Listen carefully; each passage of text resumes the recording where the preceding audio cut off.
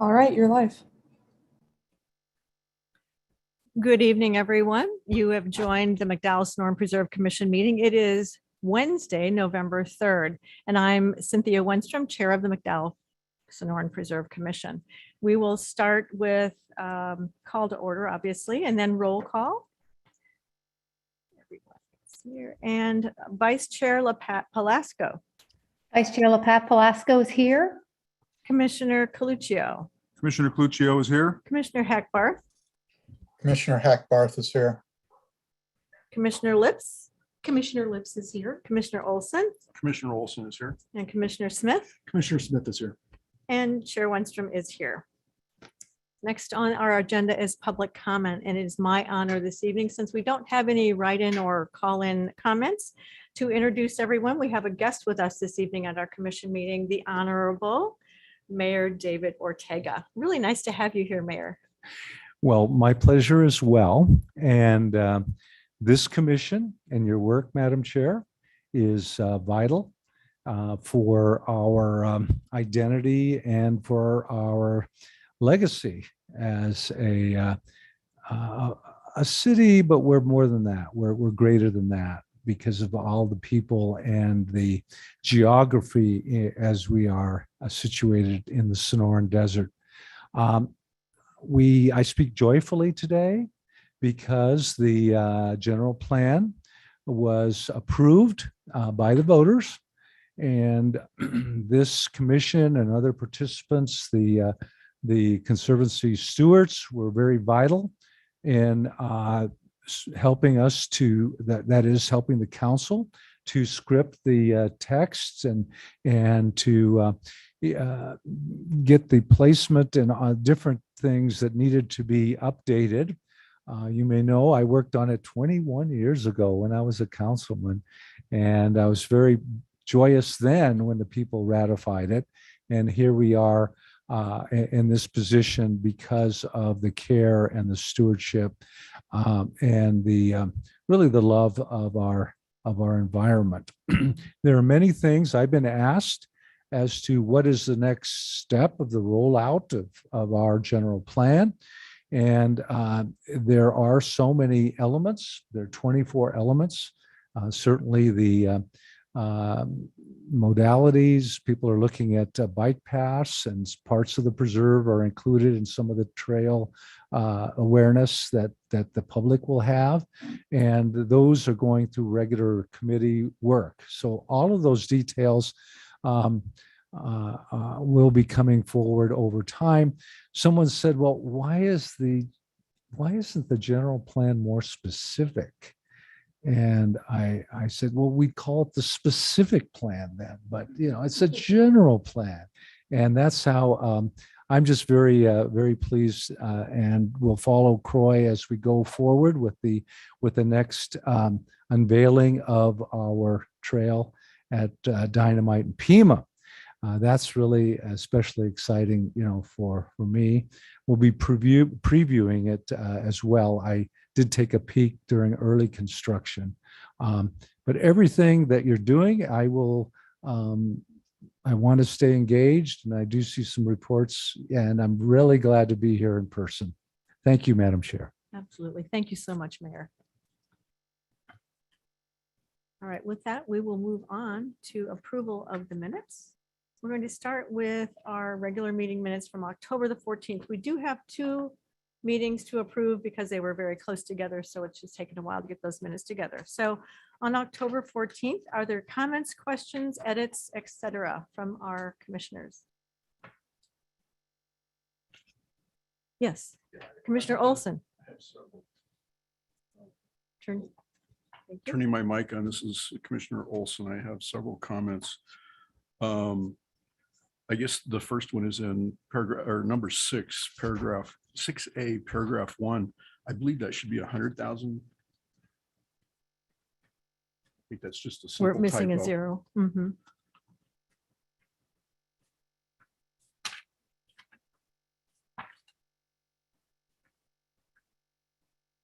My second comment is on 6A, paragraph 4. We had a conversation. I just thought it would be relevant that it was captured in the minutes, that although $40,000 was not spent on the previous budget for ACE trail maintenance, Croy mentioned that we are not backlogged and do not need additional funding this year. I thought that was a significant point, and I'd like to have that represented in the minutes. Okay, we can add that to the minutes. In 6B paragraph between 8 and 9, I believe is where it fits. Commissioner Smith asked Mr. Owen if there was more educational programs the Conservancy would like. And this is not referenced, but I felt there should be a reference that Mr. Owen said that there are more educational programs the Conservancy would like and that he would come back with more detail on it. So it was an important point, I thought. On paragraph 6B, paragraph 16, based on a question from Commissioner Coluccio, Mr. Hamilton stated that the updated ERP would contain the key indicator species that were being monitored to monitor the health of the preserve. And again, I thought that was a key concept because that's one of the things we've been looking for is, and it drives the budget, is what are the key indicators, species that we should be monitoring? And it was a very direct question, you know, so if we could get that included. That's all I have. All right, thank you. Commissioners, any other questions, comments, or edits? Hearing none, I will ask for the meeting minutes to be approved as amended, as we have here. And we will vote on that, starting with Vice Chair LaPat Palasco. I'm Yeah, sorry, motion- I need a motion and a motion, second. excuse me, I beg your pardon. A motion to accept the minutes as you heard amended. And I'd ask for that motion, please. I make a motion to approve the minutes as amended. And that was Commissioner Smith. Thank you. And a second, please. Commissioner Lips is seconding. Commissioner Lips, thank you very much. And now we will vote on these amended minutes. Vice Chair LaPat Palasco. Vice Chair LaPat Palasco approves the minutes as amended. And Commissioner Coluccio, Commissioner Coluccio approves the minutes as amended. Commissioner Hackbar. Commissioner Hackbar, Commissioner Hackbarth votes aye.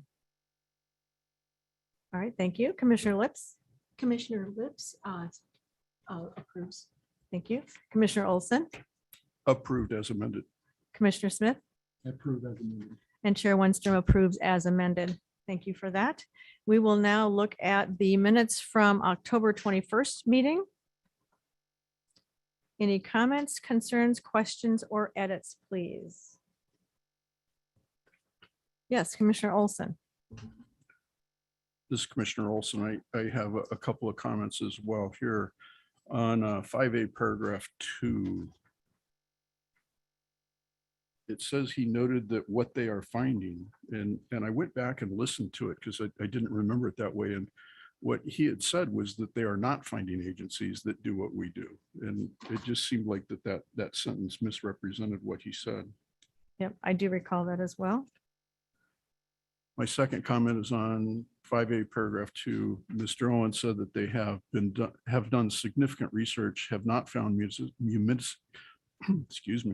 municipalities with similar models, but have found federal resources that can be used and would come back to the commission to review. Again, I thought that was a significant comment that was left out of the minutes. And I'm sorry, Commissioner Olsen, that was which paragraph, please? Paragraph 2 is in 5A2. Right, got it. Okay, thank you. All right, noted. And my last comment here is in 5A paragraph 2 again. Mr. Hackbarth suggested that someone contact Pima County as he has done work with them on this and they have experience with it. And I would like to see that represented in the minutes. Thank you very much. That's all I've got. All right, thank you. Any other questions, comments, concerns, edits? I see none. I do want to remind everyone, especially those folks listening to the meeting, that all of the commission meeting minutes are taken verbally and they are recorded. So that's why we see limited information on our written minutes here in front of us. So you can always check the recording for every word that was stated. Thank you very much for the changes and edits. And with that, I will take a motion to accept these minutes as amended. Commissioner Coluccio makes a motion to accept the minutes as amended. And a second, please. Commissioner Lips seconds the amended motion. Thank you very much. All right. We shall move on. Thank you very much for that. We're going to move on to number. No, we need to beg your vote. pardon. We need Yes, to thank you vote. so much. It's one or the other. And we will vote, starting with Vice Chair LaPat Palasco. Vice Chair Pat Palasco approves the meeting notes as amended.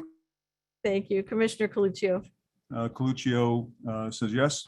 Commissioner Hackbarth, Commissioner Hackbarth votes yes. Commissioner Lips, Commissioner Lips votes yes. Commissioner Olsen, Commissioner Olsen votes yes as amended. Commissioner Smith. Commissioner Smith abstains. Okay. And Chair Wenstrom accepts as amended. Thank you very much. Now we will move on to item number 5, the McDowell Sonoran Preserve Conservancy update, please. We're actually going to move that, is that correct, into another part? I believe in essence that Justin will be presenting with answers to questions that had been raised at a previous meeting with regards to the policy process update. So Perfect. we'll do that under item number 7. All right, so number 5 will be covered under number 7. Thank you very much. And Croy, do you want to take on number 6? Introduce? So I'll do a quick introduction. Gina Kirkland is here from the city treasurer's office, as well as the city treasurer in the back row, Sonia Andrews. And I'm going to turn this over to Gina, and she's going to walk you through.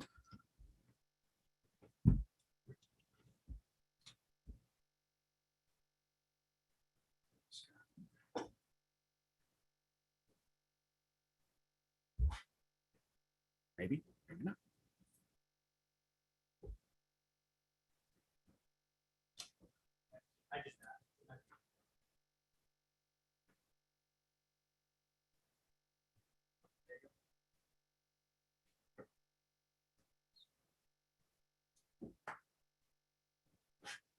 Good evening. To start my presentation, I would like to introduce. Can you hear me? Mhm. I would like to introduce the city treasurer.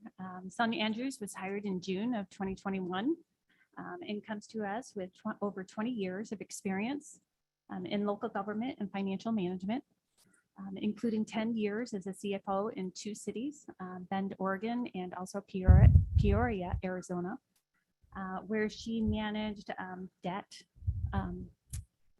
budget, treasury, financial reporting, financial collection, revenue collection, and other financial functions. So welcome, Sonia. Thank you. Welcome.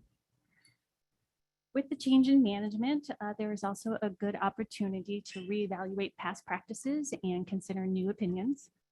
Through conversations with Sonia, you'll notice that the financial update is revised somewhat, moving away from 14 to 15-year financial forecast to a well-vetted 5-year council-approved financial plan.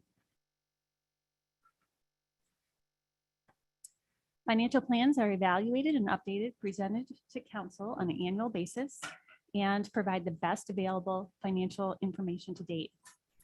Here on this slide, you'll see a recap of the Preserve Fund Financial Plan adopted by council in May of 2021. The plan begins with a budgetary fund balance, which is equal to the forecasted fiscal 21 ending fund balance. To the fiscal 21 ending fund balance, we add revenues, which are rolled up here, but will be presented in more detail in the next slide. Next, you'll see the adopted transfers into CIP. Transfers are used to fund the CIP checkbook, so to speak. And Mr. Ekwall has more information about each of those CIP program projects that you have. Next is the annual debt service. So this is principal and interest on outstanding general obligation and Scottsdale Preserve Authority long-term debt. Finally, there is the ending fund balances. In year 2, fiscal 23, we begin with the prior year's ending fund balance, and then we go through the same line items, adding the revenues and subtracting the transfers out.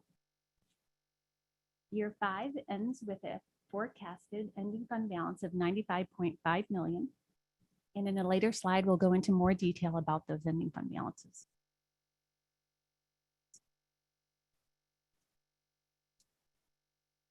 Going into more detail on the revenues, the tax and license department within the city treasurer's office break down the sales tax forecast into 10 different categories. They research articles pertaining to general economy and sales tax category specific trends and forecasts on a national and state level. They compared this data to the sales tax collections that they're receiving within the city. The combination of this research is the basis for projecting these sales tax forecasts. You'll notice in the 5th year, fiscal 26, that first sales tax authority goes away.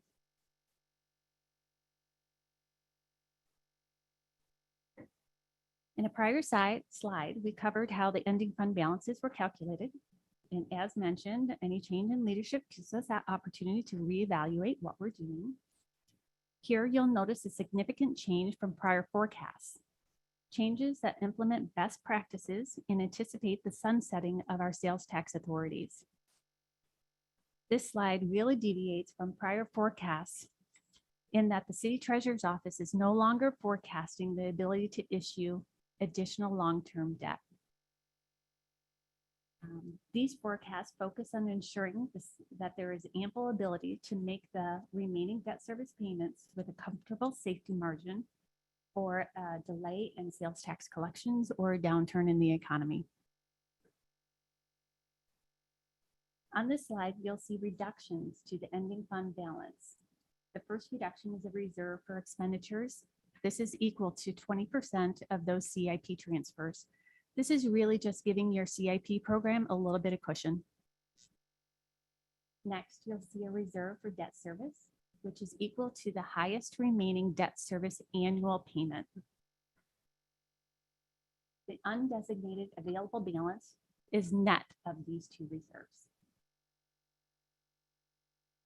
Finally, you'll see a debt service coverage ratio. A debt service coverage ratio is the number of times that revenues cover the debt service payments. Currently, the city has an outstanding revenue bond covenant that requires a 2 times debt service coverage ratio. I'll pause here to emphasize the debt service coverage ratio is if your debt service is 40 million, we're looking for a revenue of 80 million. Debt service coverage ratios do not consider fund balance, only the stability of the ongoing revenue collections. Using the existing debt service coverage ratio as a guide, if we target 2 times debt service coverage ratio, we are targeting a 2 times debt service coverage ratio for the preserve. And you can see our actual is 1.4 times and falls to 1.0 times during the 5-year planning period. Again, debt service coverage ratios do not consider fund balance. Therefore, these reserves that we're forecasting as best practices do not impact that 1.4 times coverage ratio. It is because of this metric, the debt service coverage ratio, that we are forecasting that the preserve does not have the ability to issue additional long-term debt. The preserve revenue, it will not support additional long-term debt.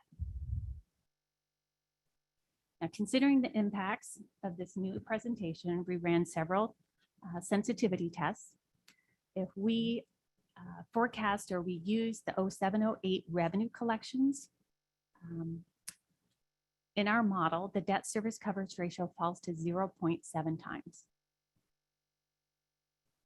So modeling our last downturn in the economy, it could drastically change this debt service coverage ratio. On the other hand, if we use a model that forecasts growth, the sales tax collections would have to grow by an additional 35% in order to reach this 2 times debt service coverage ratio.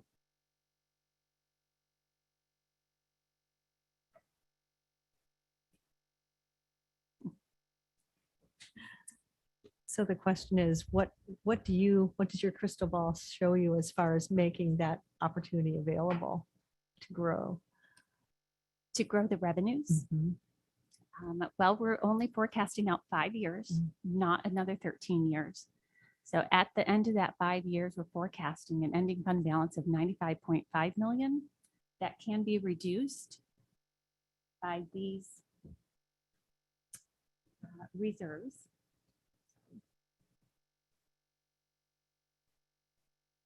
Leaving approximately 70.4 million. Okay.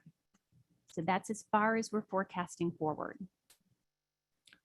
And Gina, if I might just ask for the benefit of the commission, there is, and I know your next slide gets to this, an opportunity though to spend money. It's just not to go into debt on these revenues. So those available or those undesignated available funds are theoretically subject to, direction, recommendation of the commission and approval of the council, available should land become available or things that we would be interested in. So it's not a matter that you can't spend money. It's just a matter that you're not.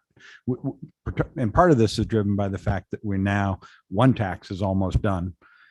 And the second tax is more than halfway through its approved life cycle. And so we're not looking at issuing 20 years worth of debt. It's much shorter, and those have impacts on the debt service process. And that's part of what you're seeing in that, 6, 7, 8 years ago, we still had 20 years left on the second tax, and there was issuance of debt against that with a 20-year service period. So that's part of what is starting to influence this as we get into this limited window of revenue generation and ability to recover if there is a drop, as Gina was mentioning.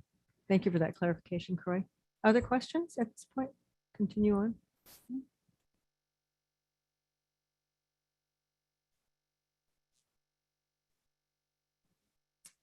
So speaking to the opportunity to use those ending fund balances, there is the opportunity for PAYGO, one-time expenditures for land improvements, land if that's available.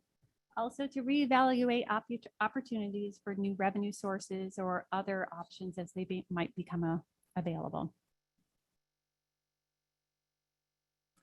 Finally, yes. This is Commissioner Coluccio. So what is the reason for not extending it out, forecasting out 13 years to the end of the second bond issue? Namely, to be more conservative and to rely on vetted information. By going out 13 years, we are applying a flat revenue forecast of increasing 1% annually. And honestly, that's very general. And it possibly not as conservative as what we should be at this point in the planning period. As Croy pointed out, we are getting closer to those sales tax revenues terming. Okay. Gina, does that, the way that it looks on the previous slide, we're really not accounting for all the potential funds that could be available, for acquisition of land, right? So we are holding some of the funds in reserves, again, to implement best practices in order to safeguard the ability to make those debt service payments without any interruption. So we are removing some of that ability to spend 100% of the fund balance. Yes. Should I back up to? So while the ending fund balance at the end of the 5 years is forecasted at 95.5 million, we're suggesting that the ability to spend 70.4 at that time is what's available considering best practices. Okay, yeah, and my issue, I guess, is more like looking further out because the funds go further out. It kind of gives us a partial picture of what we might be able to do. Understood. Thank you. That is very astute. Although I can't guarantee that the 1.5% annual growth factor may result, especially in current economic times. Sure, I understand that. We feel very confident that the 5-year plan is well vetted. It has gone through multiple layers of disclosure, discussion, has been adopted by your city council. So we would really like to stop short at that 5-year plan. Okay, thank you. Thank you. Chair, if I might just add for some historical perspective, because of very good questions. But even if you look back at the beginning, say, of the program in 95 or in 2004, when the taxes came in, there still wasn't ever going to be through the city council and the treasurer's fiscal analysis that you would bond against the entire available or projected revenues of that. There was always some level of conservative in this. And really why this is starting to tighten up has less to do, I mean, some of these changes are a little bit different, but they're not that remarkably different, except for the fact that we're starting to see only 13 years or 12 years left in the revenue generation. And as Gina pointed out, in 2006 and 7, we dropped 25% in revenues over what was projected or adopted in the budget, and what was received was a 25% reduction. And of course, that doesn't recover in 1 year. It took several years to get back to the projection line. And that's why the conservative nature, it's not necessarily that, I mean, it is set up to protect $38.8 million in this current year. And maybe we do have another drop and it's 25, but you may need that 38 for the next 3 or 4 years to cover you. So that's just, there's always been some level of protection in those projections. And this is just a refinement of that. It would just my historical perspective to help you out with Yeah, the so- change. So this is really, or is this really an effort to project and manage cash flow? As I would call it, is that? Yes, Commissioner members, yes, exactly. And if we were to forecast or we were to issue new debt, that's exactly what you're talking about. You're talking about using existing your fund balance, and the cash flow is not necessarily there to support that new 13-year long-term debt annual installments. Thank you. And I would just add, we get this update every year. So a year from now, plus or minus, we'll have a new year out and we'll know what happened, you know, not just in the adopted, but in the actual, and we'll be able to adjust that. And from the very bleak years of 6, 7, 8, things recovered over time. And it just kept getting better, but there's no way of knowing that. And that's part of the nature of having to work with the municipal budgeting process and protecting all the city assets. Yes, Commissioner Olsen. Commissioner Olsen here. I'm struggling because this is disheartening news, I would say, but I guess I'm wondering, so what happens if the positive occurs? So we're now being very aggressive at protecting and being conservative, if I understand this, so that we're protecting the debt that we've already incurred and leveraging the additional funds for that. If it comes to be that we continue to grow and the economy grows and the interest rates go up and et cetera, the funds continue to build and they'll build and be available in the future, or how will that happen? Yes, Commission Chair, Commission members. As the fund balance grows, ebbs and flows, pay-go one-time expenditures for land improvements is always a great option. So working through your CIP programs, improvements can be made again on one time.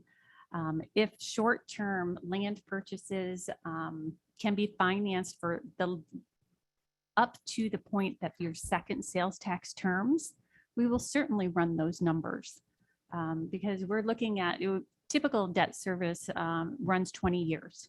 And we're no longer able to do that. The max term that we have left is between 13 and 14 years. So every time you shorten that, it has an impact on those debt service payments. So as we get closer, there is a possibility that we can use some of that fund balance to pay down the debt early, saving us some interest costs, increasing the fund balance that might be available at that point in time. Again, one-time pay-go capital is always a great option. But as we get closer to paying down that debt, if we can pay some cash to fee some of that debt, that's a guarantee that those funds are no longer necessary. And that brings up a whole new planning conversation. But as of this forecast right here, pay-go, one-time expenditures for land improvements is what the city treasurer's office is forecasting. So in 5 years with that number that showed the $70 million, if we were to use that as cash and not debt service, could we spend that on land at that point if we so desired? If it was a one-time purchase, absolutely. And then it would continue to, there would funds be continue to come in after that. Yes, and I would like to express here that this ending fund, this undesignated available balance, as we start out in fiscal 22, is 22.7 million. So this flows into the next year, and your ending becomes your beginning. So if you were to spend that 22.7 million, Then you agree, understood. okay. Yes. Whenever you spend it, it's gone and Yes. it doesn't build anymore. Yes, Right. it's- But at some point, at any one of those points, there is that much cash that we could spend on property flat out, just by cash. We just can't absolutely incur debt Yes. service because that would put us at too much risk. correct. Okay. Yes. Any other questions? Go ahead. I just have one I'm last sure there slide. is, but I'm Yes. gonna have to noodle this for a while. Understood. Just one last slide with some disclosures. The debt service schedules are paying off in 2034 when the last tax terms. This forecast assumes no refunding opportunities, early cash defeasances, or new issuances. The sales tax forecasts assume no change in state or local policies, and nothing in this presentation has been present valued, discounted. So with that, pending your questions, that is the end of the presentation. Commissioners, are we comfortable with this? Any questions? Comfortable. That's an interesting word to use. Commissioner I want to Coluccio, make this- sure that, Disappointed. I want to make sure that people understand what they've been presented. Yes. Yeah, so Commissioner Coluccio here, this presentation will be attached to the minutes as in the past.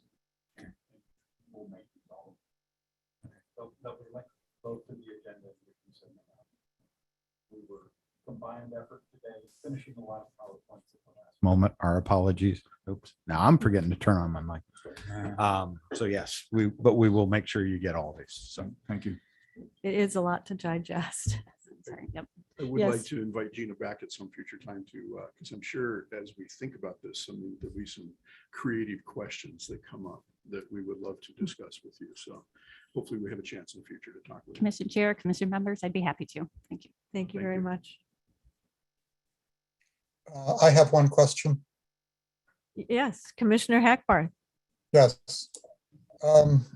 During this time of lower interest rates, has the city been able to refinance, or are we locked into those bonds at a certain rate?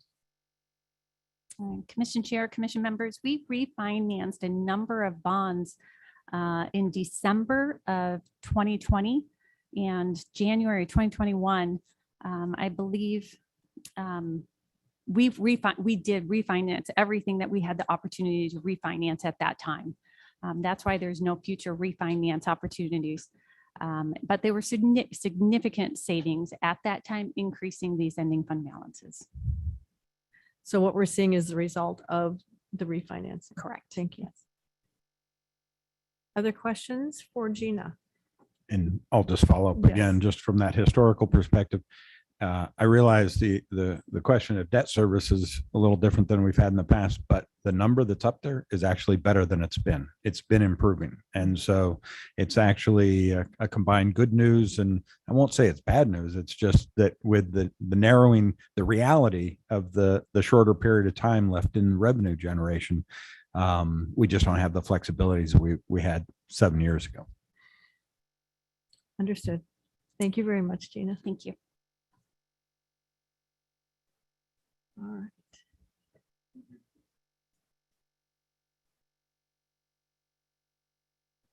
And this is our questions slide in case there's still any questions, but I think we probably went around the table and we're comfortable with the questions that we've asked. Move on to item 7, policy process update. Okay. So we're going to walk through this. There's a number of involvees in this. I'll be, I guess, facilitating and leading some of the discussion. But we obviously have Justin here with us from the Conservancy. I re-invited one of your previous compadres, former Commissioner McKeegan and former chair. He did such a wonderful job and got raving reviews last time. I thought I'd try and use that to my advantage again. But quite honestly, and I'm going to start with a little history here. So I apologize if I bore you with any history, but Jace and actually the chair Wenstrom have some of this history. And some of you do, but there is, we're going to go back 5, 6, 7 years. And Jace was the chair at the time. That kind of the current effort that we're in. I'll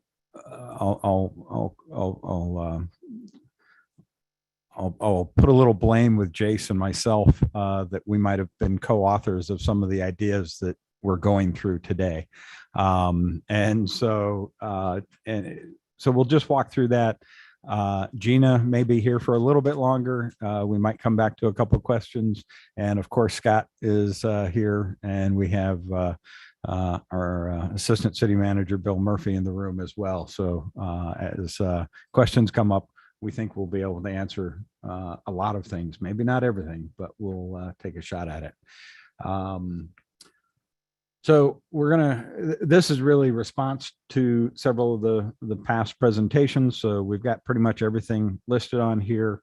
And as I said, I want to go back, and there were efforts. The council was asking the Preserve Commission questions in 13, 14, 15, and about where we were standing with land acquisition. We were starting to get near the end.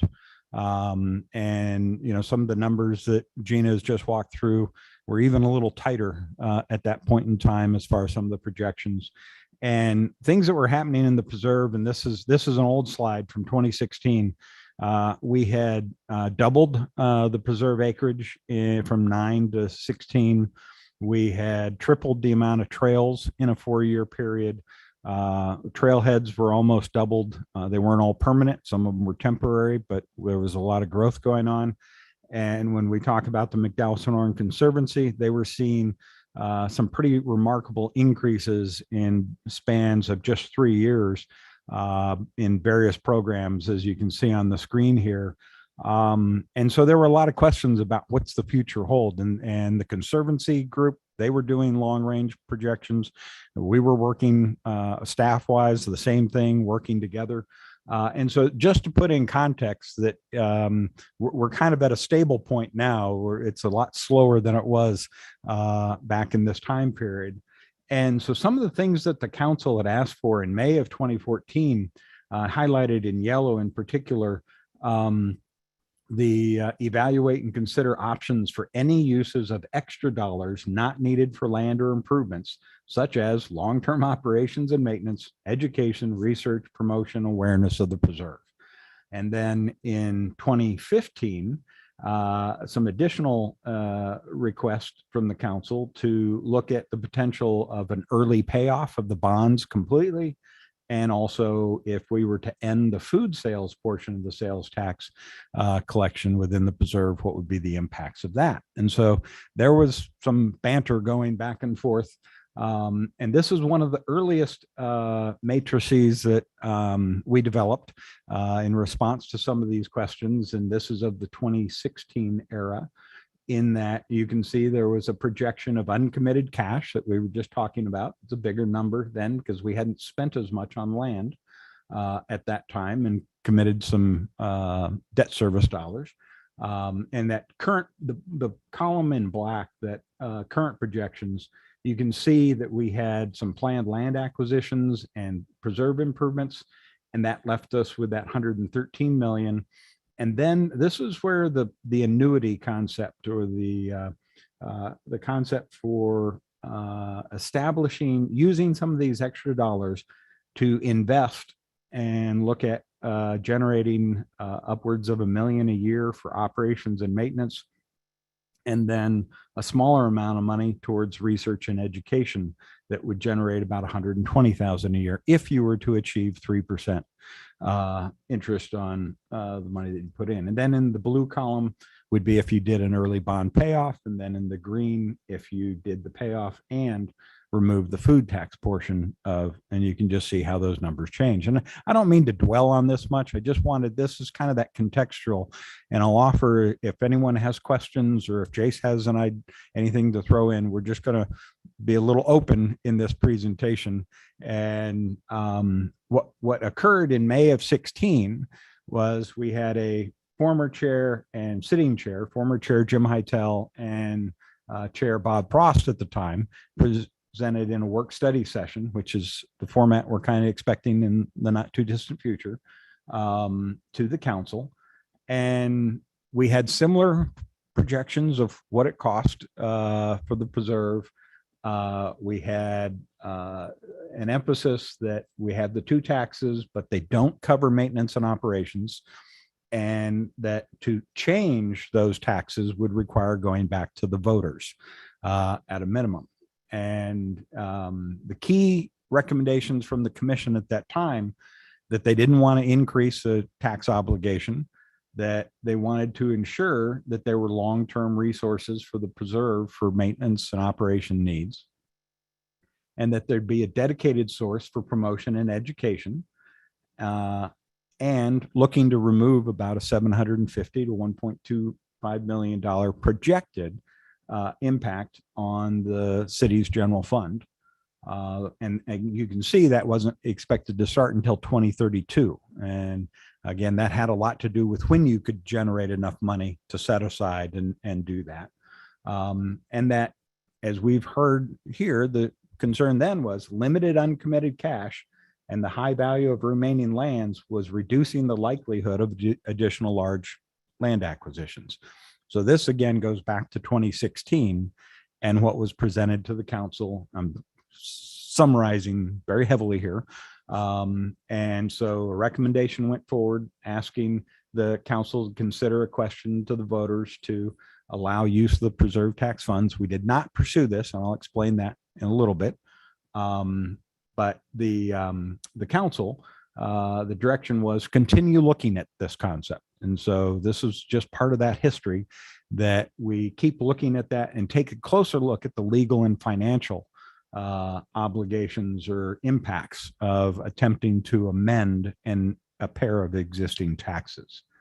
And so this now is a 2017 projection, very similar format. We'd lost the early bond payoff and the food tax options. That was at that point in time that changed, and we went back to a simplified approach. And you can see there was a request on both the council and the commission to kind of evaluate, was that $1 million and $120,000 target, or were we in the ballpark? Did we want to continue to look at those things?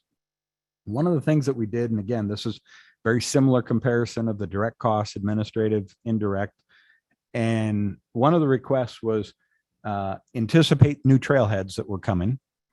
And then the last column that has some of the red numbers was at all of the trailheads, new and existing, consider having staff at the trailhead at all hours of the preserve being open. So from sunrise to sunset. And so you can see there was a great increase in the costs at that point. And essentially the commission at that time said, let's stay with the projected increase, but not go with the ramping up of the hours. And so that kept us in the $1 million range, more or less, for those costs. We did analysis of interest rates and how much money would need to be invested to get you into that $1 million range. And this basically said 2%, $55 million would get you 1.1. At 3.5%, it'd get you almost 2 million. And of course, getting those kind of interest rates anymore is not very practical. But again, this is work that was done several years ago when things were a little different. And so we did update this at the direction of the commission to where that the yellow highlighted line was amended to add 55 million instead of 35 million into the concept of the endowment annuity. And that would generate $1 to $2 million a year to have a little bit of flexibility in that, in theory. And the decision was to leave the research and education at that point. Now, there were some additional discussions and ideas. So it was never this was never finalized, but this is a little bit of that history that was going on. This is the March of 2018 projection at this point in time. And we did go through with a financial and legal analysis this, and certainly a vote would be required for any change in use of the tax. Dollars collected after the vote to be included. Only dollars collected after the vote could be included in the annuity. So in other words, dollars that had been collected ahead that were deemed under the original approval had to be used on land and improvements only. The first priority always would be that dollars would have to go to the repayment of the bonds. So that's why that 2032 projection was out there, that we had to assure that in worst case scenario, revenues going down or whatever, that we weren't paying the annuity, we were paying the obligations to those who had purchased the bonds. And the dollars, again, could not be used for care. They had to be used for the land improvements and debt. There were some policy questions from, are the taxes to be used to fund a savings account? There were some challenges in essence that were being raised. There were limits as we went through this, that we could only look at doing investments of 5 years. And that brought into a lot of question about the ability to achieve the interest rates that we were projecting. And a lot of this came from discussions again back in 2017.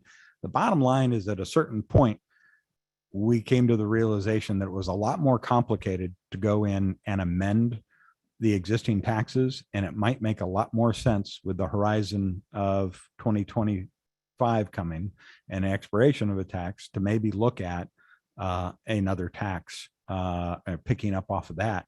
That would be sooner than 2032 if you were to look at a piece of that. And I don't know if Jace, you want to add anything to that little history lesson, hopefully not boring anyone, but just wanted to go through. As I went back through all those PowerPoints, it's like, wow, we covered a lot of things. And again, no offense to anyone here, I'm forgetting things that we covered. Yeah, so yes, long story short, yes, I do have a lot to add. And some of it will be repetitive, but I think it's useful. And before I get to that, thank you again for having me back. This is more that sort of transfer of institutional knowledge that I mentioned at the last meeting, that you spend 6 years working on an issue like this, you forget as much as you remember about it. And obviously it's very difficult to pass it on when people cycle out and new people come in and things get lost in translation.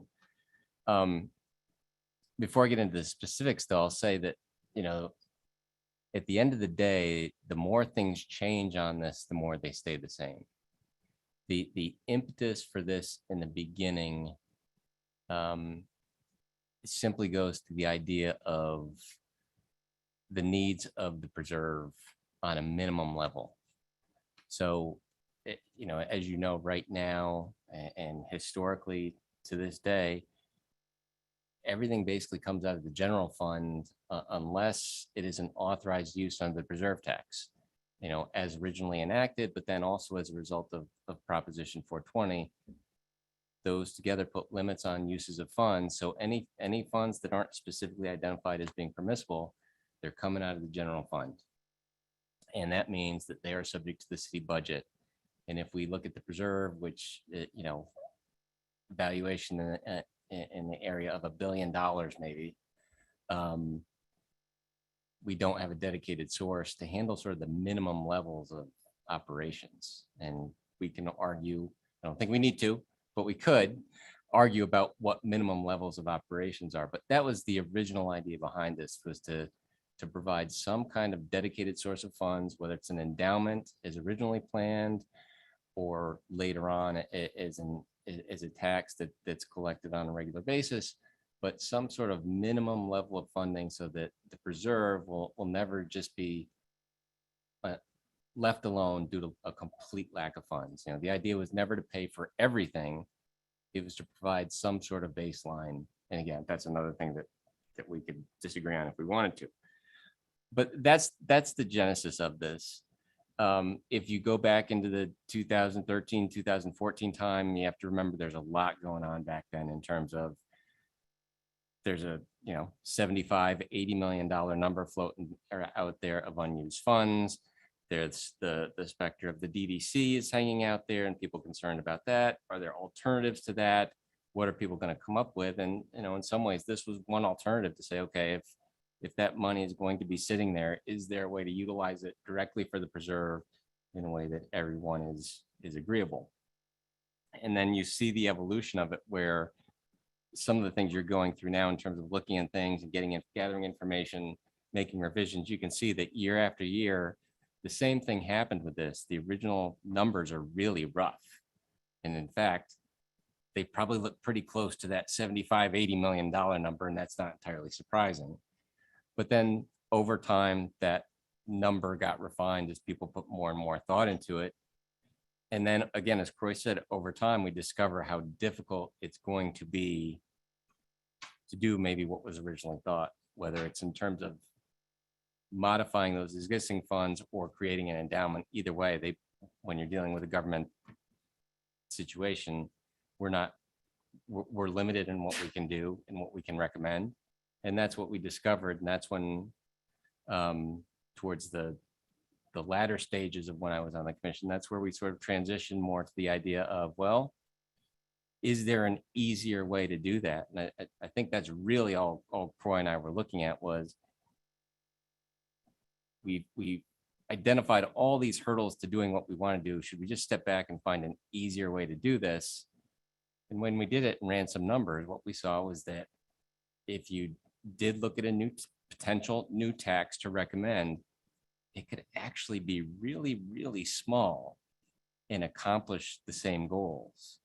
And maybe it wouldn't be forever, but we could carry it out a number of decades and move this forward and make sure that we were protected. And if you see the slide there, you'll see that those are pretty small numbers there. You're looking at a 0.02 gets us to the high end, at least at the time, of what we were looking for, of what might be some sort of minimum level of funding.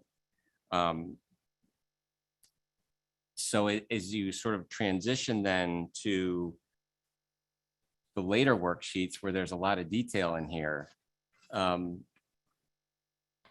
certainly commend everyone for the work that's taken to get it this far. But it's also probably an appropriate time to sit back and say, okay, what are we doing here in the big picture of things? And what's the end result going to be? I think that was something in the course of the process I always found myself going back to when I started getting frustrated or having problems with this stuff is what's going to happen in the end, and then what happens in between.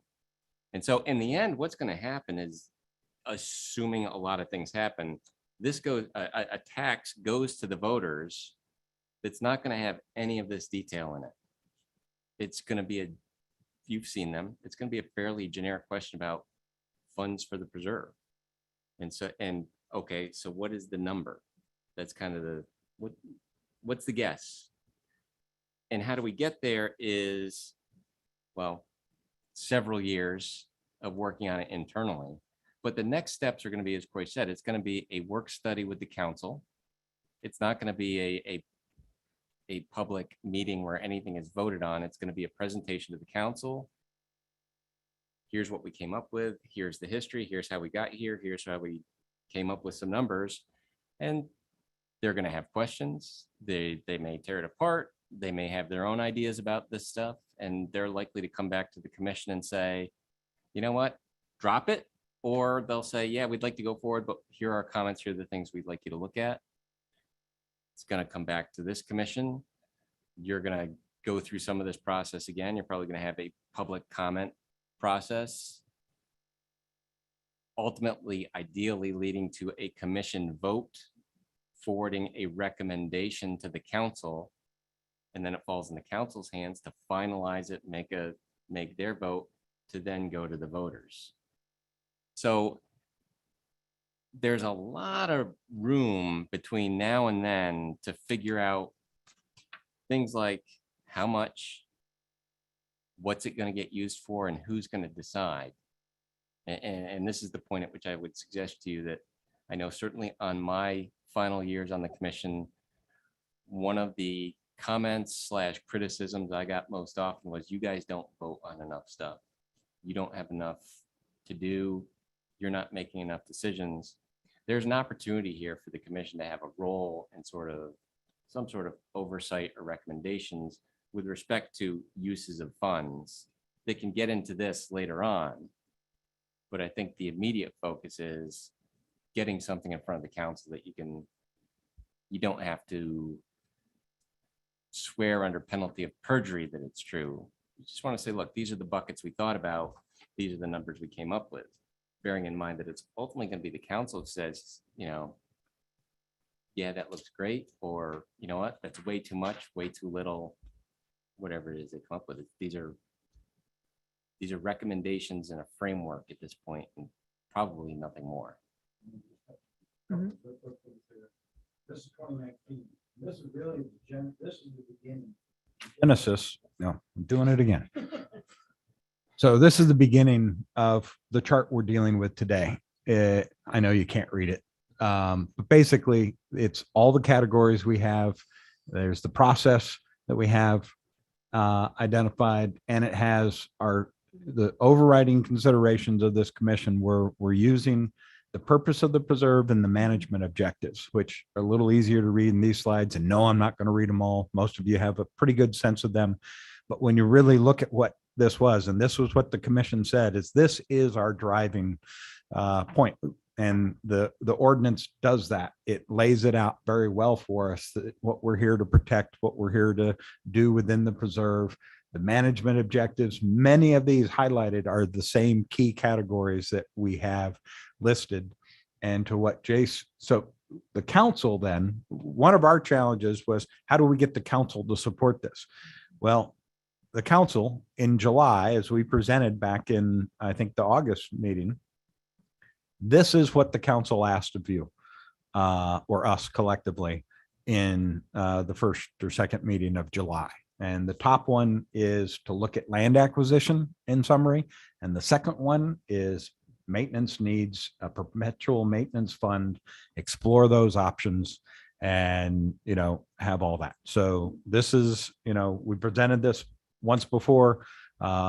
This is all that we are now trying to deliver back. And it really sets us up beautifully to what then Jace was talking through. Yep. I'm just trying to digest it. It's a little bit much. Maybe can you walk through what they're asking for? Yeah, the first one is basically asking to look at to protect additional acres of the Sonoran Desert, prioritize potential additions to the McDowell Sonoran Preserve to determine acquisition options with available projected funds. Okay, so this is I should probably turn my, it is on. This is acquisition of new lands, of which from what we just heard, is really off the table. Well, no, what you heard is you can't go In bond for more, but there is right now. Something for cash. Yeah. And right now, the majority of land that's available is state land, and it's not up for auction, and it takes 12 months to 18 months to get there. But that's what this section. Okay, let's go to the second bullet. The second one is to fund future preserve maintenance needs, evaluate a perpetual maintenance fund, and explore funding options, including the extension of the sales tax that expires in 2025. And so the first step of that is, well, what would the cost be? What would we want? And that's so beautifully, since 2015, this commission has been methodically, pragmatically, deliberately evaluating how we might get there. But they're really not asking for what the dollar amount is. They're asking for how it would be funded. But to know how to fund it, I mean, Fair. did they ask it in that I get it. absolute nature?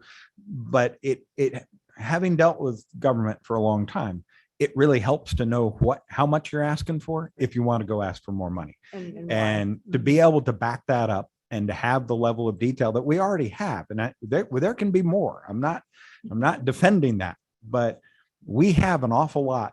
And as I've kind of hinted at before, Scott and I have, and some others have done research. There aren't any other communities that are doing this type of analysis. And so we're really, I think, well out there in being able to give people a sense of what this might cost. And let me just put up, and we can talk it through. This is that process then. And what Jace really outlined nicely for you is we're trying to get to the council this December. And whether that happens in December or January, I don't have a final date just yet. But the sooner we get at least something ready, then we're prepared. And we'll do a work study session with them. And they will come back. Jay said it. I can't say it any better than he did. They're going to have different comments about what it may or may not look at more, look at less, look at something that we missed. And at the shortest time period we might have is to have something to them by the summer of 22. And that's based on if you were going to a vote in the fall of 22, which is the earliest you could have one. If the council, and this is the council's direction, and if they choose to wait, we'll have till the fall of 24. Because the only time, and that's if it's a sales tax, there could be other funding mechanisms, but if it's a sales tax, we would be looking at having to have something ready by the summer of 24. So just from a standpoint of we're really well on target with our timeframes that were envisioned 2 years ago. It's COVID and other things have just thrown a slightly different path than we might have expected to get there. So I'll open it back up, questions and Can we go comments. back one more? Yes, Um, to that one. That one. So I have two comments because you made a good point, Carrie. But I would add this. I think as a commission, you should be prepared for a council that is willing to consider additional funding options for land in the future. You should at least be prepared to address that. So I don't think we should. It's kind of a gut punch in a way to say, okay, the numbers show we can't bond to acquire additional land. But what it doesn't address is the fact that this council, for all you know, may have an appetite for raising more funds for land acquisition.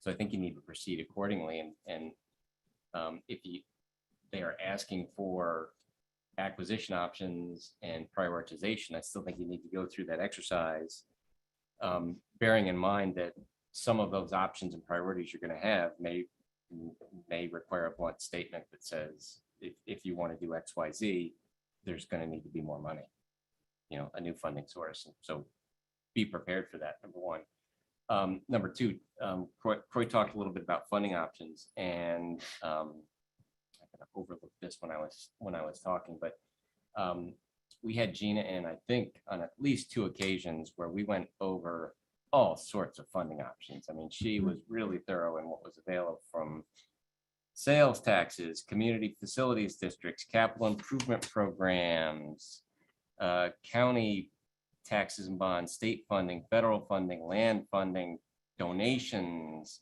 trusts or endowments, private grants, land donations, income producing revenues, the entire list. Opportunities. Yeah, ultimately, what ultimately makes sense is the one you see up there, which is talking about a potential sales tax of some sort to provide that minimum funding level. So I wanted to make clear that we addressed a lot of different options and had the professionals in to run us through it all. And the vast majority of them just made 0 sense. And I do just want to tag on to that, because part of what we're expecting is that we're not right now really trying to make a recommendation on what the revenue source could be any future. That'll be a discussion of the council with the treasurer and the city manager and city attorney, et cetera. But that's something that we expect. Again, there will be identified options, may very well come back to the ones we're talking about here, the one that we're talking about, excuse me. But we are going to be looking to the council to set that lead. And so our real focus at the direction of the city manager and city treasurer in particular, where it's good to get your numbers ready. So Commissioner Olsen, to your point, it's good to know what it is you want to ask for, so that then as the council starts looking not just at the preserve funding, but the entire citywide long-term revenue needs. And whether that's for police, fire, for parks, for replacing sewer lines or streets or things like that, there's an expectation of having a holistic citywide discussion about revenue sources. And that's where we want to be well prepared to have the ability to say, here's what the preserve could really use for the next period of time. And so that's just a little bit of the build on that we, with a new council recently, a year ago elected and seated, that's the expectation. And that's part of the upcoming dialogue that is expected at the policy level. Questions, comments? Commissioner Olsen? Yeah, Commissioner Olsen here. Again, I appreciate you coming out to talk with us. The history is mind-opening. It feels like the second gut punch of the night, because now I'm seeing the $2 million number has been out there for many years. And I feel like all the work we've done to evaluate a funding amount is for naught, because we already knew it was $2 million that's been predisposed. And it makes sense now why in all conversations, when I try to add money or do something different, it's always negated and pushed back to $2 million, because you're looking at potential maintenance funds and a funding source, and you've outlined it on $2 million. So we're trying to figure out how to pack the bag full to be $2 million. And I'm in disagreement with that because I'm new to this. I wasn't involved in that, and I get the history and I understand the perspective, but I was taking on this role with what does the preserve need to be maintained. I mean, this is a very valuable asset for the city of Scottsdale and something very special. And I had hoped that we would do something special in the way we take care of it. And now I'm finding it's predisposed that it was a $2 million number. Yeah, I would disagree with that. I don't think it is predisposed. I think you as the commission have the ability to change that if that's what you choose. I think my point was to say is that, again, when the origination, at least, of this was a minimum funding level, not funding everything. And so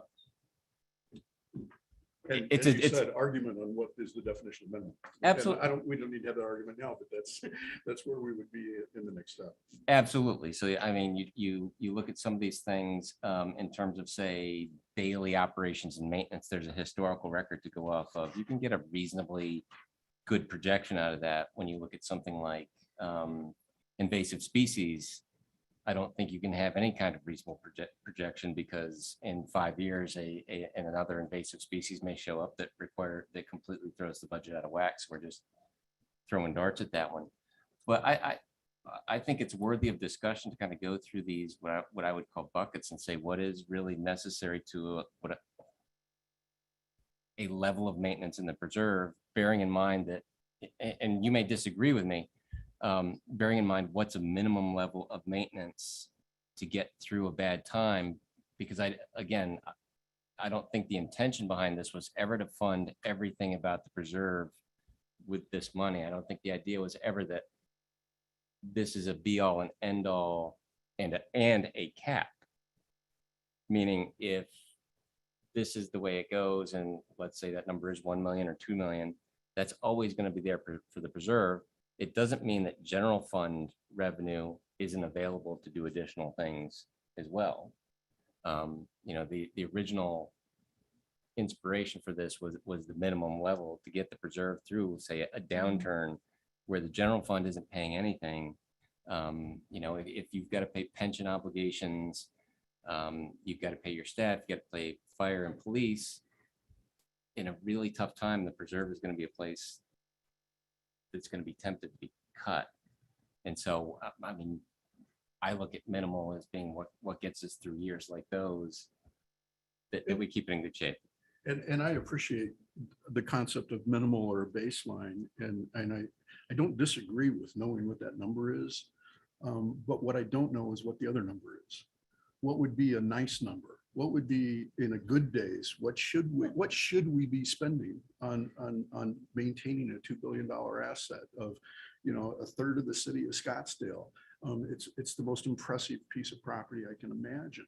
I mean, what should we spend so that generations from now, people, children can go out and see a desert tortoise? So they're still there. There's deer still there, that we preserve this. That was our goal. I can understand giving the city council a minimum number if we gave a range to another number, but we are not. We are giving a range of a minimal number. And I disagree with that concept. I feel like we should know what an appropriate management process number should be. And then our recommendation might be, we recommend at this time that we should approach a minimal number or a baseline, or this is what we should be targeting for the base, for that baseline. But this is the number that we really ought to have, available to us. And we are not talking about that number. I think you as a commission have the ability to do that. I And- have it's tried not- multiple not- times and I can't get the information brought to me. And Well, we I, ha- I we don't ha- think that's quite correct, but again, the point of bringing this little bit of history is that this was never meant to be everything that you're asking for, Commissioner Olsen. That's not to say we can't answer your questions, but just the question, and we have all the buckets ready to walk through here yet tonight. So I don't want to get lost on some of that, but the different approaches to managing the preserve from a staffing standpoint are staggering, the difference that's out there. This community started with the idea that the citizens would help take care of this and minimize the cost of a long-term investment in staff, and that we adhere to that. Now, could we look at an option more like one of our compatriot cities? We would probably multiply by 10 the number that we have for staffing, or more than what Just we wonder put why up you there. always go to the worst case when I bring up this. I would like to look at something more. You always exaggerate to a worst case. I'm not 10 sure what you times mean the by staff. that. I'm not asking for 10 times the staff. Well, I'm just if you're asking asking, for more. I'm simply, and I don't mean to, if you're asking for a comparison, and if we look at comparison right across the street, we've got one that again would be a much higher number. We don't have to go that high. We can say, and I think the question then is, what's the range that you would like? Because I'm not saying you have to stay, and we've never tried to stay within a particular number. We've tried to find what's right with this base expectation that we were trying to plan for the 6, 7, 8 years when the economy is not good and revenues are down and dollars are being cut in all areas, but they tend to get cut harder in recreation areas and things like that. And so that really was the direction of the initiation of this process, that we look at something that covers that, and that in good years, because many of the things the general fund or bond programs go out for, and if we were to see a catastrophic event in the preserve that requires restoration, or if we have a new invasive come along that requires more aggressive efforts than what we might project on just a baseline here, we have that ability to do that as well. And that's always been one of my things I try and emphasize, is that we've got different ways of getting there. And so we're not here to withhold any information. It's just, asking for what additional things there might be. Well, we're doing pretty darn well. We have a conservancy with 700 volunteers that help us. If you're telling me to plan for not having them and going to the same level of service, or if you're a different level of service, if we didn't have the conservancy, I can envision many different ways of going about managing the preserve that would be at all different levels. And it would take a lot of time to generate that. And if that's what we'd like to do, we can talk about that. But right now, we were just looking to get something in front of the council that they'll react to, give all of us some additional direction about whether we wanted it 2 million or 3 million or whatever number you want to pick. They're going to react to that. And we're going to see then an ability to spend more time together and do more of the homework, as I like to call it, on this, and find out what is right. And that's collective. It's not what Croy thinks or Scott thinks, or even this commission or the council. It's ultimately going to require what the citizens of Scottsdale are going to accept and think is correct. And that's why there's open opportunity for a lot of input. here. So I think what we're looking for is just a little bit more dialogue and the ability to move up some of the needles here. While the $2 million is perhaps a very good range for the minimal year, I think there's just been that desire to add a little bit more meat into some of these areas and move that number up just a little bit. Right now, we're between basically 199 or 1.99 and 2 million. So very tight policy that we're looking at right now. Again, not a budget, but just some projections. And again, we can spread. I don't think we need to go lower much, but I think we can spread the top end if we want to do it by way of a range approach, or if we want to start target particular areas. And so we have some things that we can walk you through yet tonight. And there's some things we haven't put numbers on yet. And so, and again, our goal was to try and get something that you're all at least comfortable with, starting with the council here by the 18th. And if we need to do a special meeting, again, we could look at doing that if we need to. I'm not sure we'll need to, but, and I don't have a date yet for when we're going to council, and that may or may not give us much time. Well, I think perhaps, and I don't mean to cut you off, if we can move on to some of the detail that we're looking for, I think that would be a real plus. So this slide gets us to where we were a couple of weeks ago. Right. And Scott and I were spending some time on it. We thought it was pretty busy, had a lot of colors, a lot of columns. And so what I've handed out to you, we simplified it a little bit, tried to clean it up. And none of those things are gone. And it's the red type over here in that second column is kind of the new stuff, although it's nothing remarkable.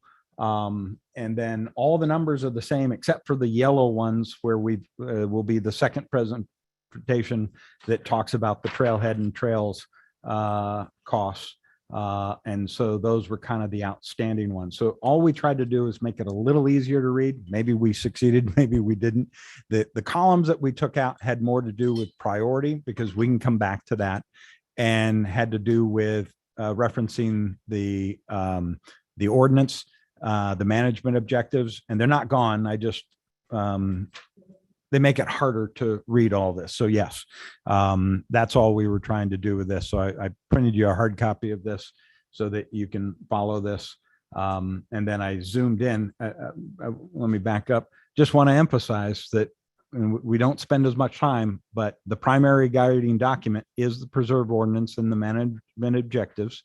And the key goal is to assure long-term sustainability for the next 25 years. Those are the words of the commission. And that's what we've been trying to use as the guidance for this. And there's a lot of ways to interpret that, and we're open to working our way through that. So we'll start real quick with land. And this was one of the last slides we had at the last time that just took those state land acres and threw some numbers at them based on the ranges that we think the state land department thinks might be there. And based on then the presentation that Gina just gave us. Yep, go right ahead. Correct. Could you go back? Yep, just for a absolutely. second? I got a question. And I can walk you through that. The first one is the 3,600 acres is roughly what remains of state trust land in the recommended study boundary. And the state has expectations that that land could be valued from $300,000 to $400,000. And there you multiply that by that. And then debt service, just a rule of thumb, would be an extra 33% would be added to that cost. And the reason we went up to $500,000 is that any state land is going to be sold by auction, and there will be competitive bidders. The state's not going to hold an auction if there's no competitive bidders. And so we just gave a range. We're not projecting what it would end up at, but that way you see an order of magnitude. And the one, I took the highest example and put the 33%, you'd be at basically $2.4 billion if you wanted to acquire 3,600 acres with debt service required. And then this very bottom line shows that the 2,800 acres we've acquired to date is projected to cost the city approximately $1.7 billion. So this, and there's a whole presentation on how we worked with the state land department over 20 some years to achieve a lower value on the lands we've already acquired, but the remaining lands gained greatly in appreciation because of the process to keep the state trust balanced and whole. And so you're not going to see, and former Commissioner McKeegan has been to the State Land Department with me and has experience with that. There's not going to be a lot of room for coming off of numbers on these. We're not going to get a deal. No, I don't think they can. They can't. They'd get They sued. have to give much money. Yep. to use, use it to fund our schools. Yep, right? you're right on it. So this was a little bit of that. And so what I then wanted to compare, and we had a good discussion earlier, the undesignated available, that, and those are no small numbers for, any of us on our home budgets. But when we're talking about the numbers we just saw on the previous page, they don't go very far. But we've known that, and that it goes back to 2015. We knew that we've spent a lot of money and we've acquired a lot of land and been very successful. Now the question is, how do we play the end game with the existing taxes? And is the community interested in more, is really where that goes. And so, the question becomes, as we go forward to the council, I think we can present this range and these challenges and issues. And the real question to the council is, we can do some acquisition with this available number. It's not going to be huge. It's going to be in the, dozens to a couple hundred of acres, most likely. But if the community is interested in an additional revenue source, depending on how much, then we can, of course, expand beyond that. And I think that's the order of magnitude of a presentation I would envision. But again, this is not my presentation. This is, the collective here and getting the sense of that. And so we did not try and present a number last week. And it's a lot to take on, and we can think about it. You can give us some thoughts. We can come back on the 18th with some other ways of presenting that. But this is the biggest one in the sense of it by itself. And to me, we've separated 1 and 2 along the lines of what the council asked for. And I think that's a good way of addressing it, that we keep it on its own, and then we take on the items under number 2.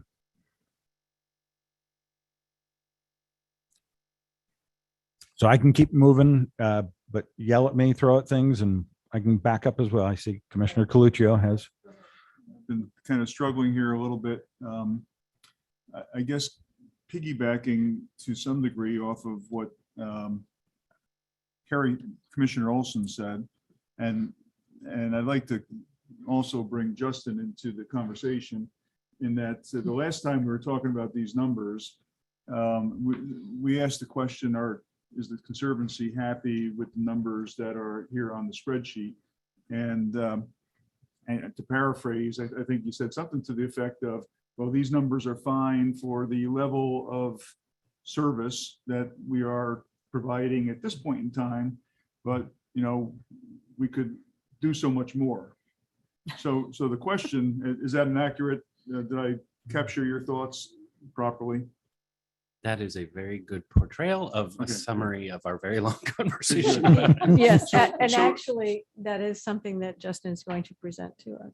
Okay, So if So- we can, so maybe I should table this, but I guess to just finish my thought here, perhaps there's another number, once again, piggybacking off of Commissioner Olsen's issues, that we should be trying to incorporate into this recommendation, when we finally go ahead and make it. and I think So if you can that's tell us where we're trying to what go the here. extra levels of service or things that the Conservancy could be doing, maybe that can help to resolve the issues that we're having, here at discussing this spreadsheet. Yes, we will be a little bit further when we get down to 2B. Mhm. I will have a presentation on the research portion. Unfortunately, just due to timing, we weren't able to get the education portion done for tonight's meeting, but we'll be prepared for it at the next meeting if the agenda allows. But we do have a much more deeper dive into the research part of 2B tonight. So we're just going to work our way down to A, B, C, D. We'll skip E to the end just because I've got, those are new numbers. So this was more about trying to address previous presentations. So we'll work our way through that. I hope we're not going to go through 2A again. Oh, yeah. But not in detail. I'm just going to run We through spend it. more time on 2A than the others, and we need the information on the others. I just have a question. This is Commissioner Lips. In a very general way, the city funding that's going to the Conservancy, is that coming from these types of funds, or is it coming more from the general fund or something else with the city? Because this is very specifically tied into the bonds, And the so taxes and bonds. this is a challenging thing at this point, and it may help as we go through some of the examples, because different things come from different places currently. But as we talk about these are being city dollars, however we gain them, be it by sales tax or whatever, they have to go through the city procurement process. And so when we talk about certain aspects about staff, or when we do contracts and things like that, those are a little easier. When we're talking about funding to as wonderful as they are, but an outside organization, it has to be done through a open competitive process. And so there are those types of things that just need to be kept in mind. Now, there are things that we do that we print things and we can do that. Right. And irregardless of whether the city came up with them or the Conservatives, so this is where it gets really complicated in trying to project some of these things. But we have a lot of that in here, and I think we can walk through some of that. Can I bring up a question? And that would be if you could color code this so that we can see very easily, to Marcia's point, exactly what dollars are coming out of the preserve tax and what dollars are coming out of the general fund. That's what I'm hearing you ask. Correct. In a very general way. I don't want to get into specifics. But because there's so many prohibitions on how we can spend this money, Mhm. I just wanted to make sure we're talking about apples and apples instead of apples and oranges. That's all. Well, and this is Justin. I can speak to, that's why the Conservancy is so supportive of this new initiative, because the previous preserve tax dollars have so many stipulations. We're very supportive of going to the voters for this is how we take care of it moving forward. So as Corey pointed out, for our scientific work, we went out to bid. The city put our contract out to bid. We won the successful contract to provide the scientific research, thank goodness. But to Corey's perfect point from earlier, 2 years ago, we did get awarded $49,000 from the general fund to support volunteers. But once COVID hit, that was cut, which talks to exactly what Jace was talking about. Everyone talking about, we're trying to find a fund to cover this stuff for when things downturn, because we unfortunately had to lay off staff and volunteers no longer had the resources to support the preserve that we're trying to get to with this general. Yeah, some things also just didn't happen, so therefore they weren't paid Yeah. for. So if we weren't billed, we didn't pay for them, and that's and that's because COVID, there weren't gatherings and things of that nature. So it just depends. There's a lot of nuances to some of that. Commissioner Coluccio? Yeah, so my question is it possible to create a fund source that would not depend upon dollars from the general fund? Well, that's kind of what we're looking at. I mean, So in an average, in a normal year, not, once again, we're talking about in a year when everything's going wrong. And so we're just trying to cover the bare minimum. Well, I'm talking about on an ongoing basis. there's is that always going to possible? be a budget process that we go through. And that's where having Gina here, in case I misstep, she's going to correct me. So anything that we do is going to go through that process. So let's say we come up with something along these lines.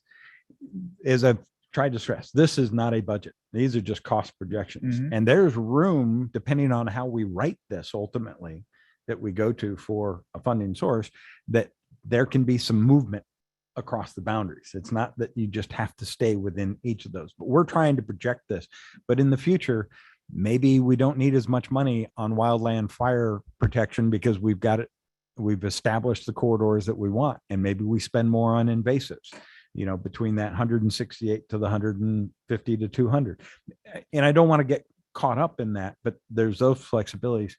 The one-time costs might be could be out of the existing preserve tax, or if we get into a request for a bigger land acquisition, there might be something there. I could see that as a separate request on land acquisition versus everything else down here under the twos. Okay.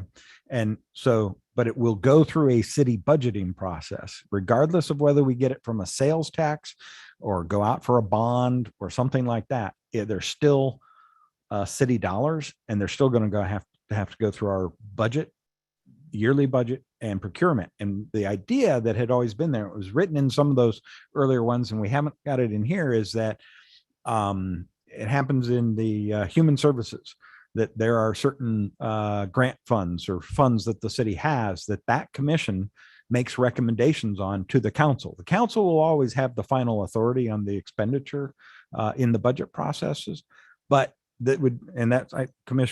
former Commissioner McKeegan was pointing out that there's a very likely, if we achieve some concept of this, then let's particularly say the education and research would be ideal places that proposals come in, and we review those with the Preserve Commission in the future, probably about this time of year for the following budget cycle, because the council will have to have the recommendation by about February or March in order to approve a budget in May and June. And so those are the types of things that are all theoretically possible if we get a funding source that assures these in the long run, but they will still go through our budget process. And in the sales tax collection, they may go to a certain designated fund. But that's the idea, is would this be a dedicated funding source? And there could still be augmenting general fund dollars or other bond dollars that could go to support some of these things that we're going to talk about. That help? Really long answer, I know. Yep. So the one thing that we will need to talk about is whether we want to adjust that number or put a number in there. And my sense, and I'm happy to, kind of take the previous couple of slides and reference from what we have in the projection uncommitted funds and what the range of land acquisition could be. We can come up with something in a single slide or two that might reference that. So I'll work on that for the 18th, if that makes sense. Yep. Okay. So I don't intend to spend a lot of time on all these. This is just a summary of what the 2A was. And we had the historic and the projected costs of 900,000 that have been out there. And again, that number could be higher or lower. We kept it at a certain number, but then we did add in the volunteer support. So those are additional dollars above and beyond what's out there today.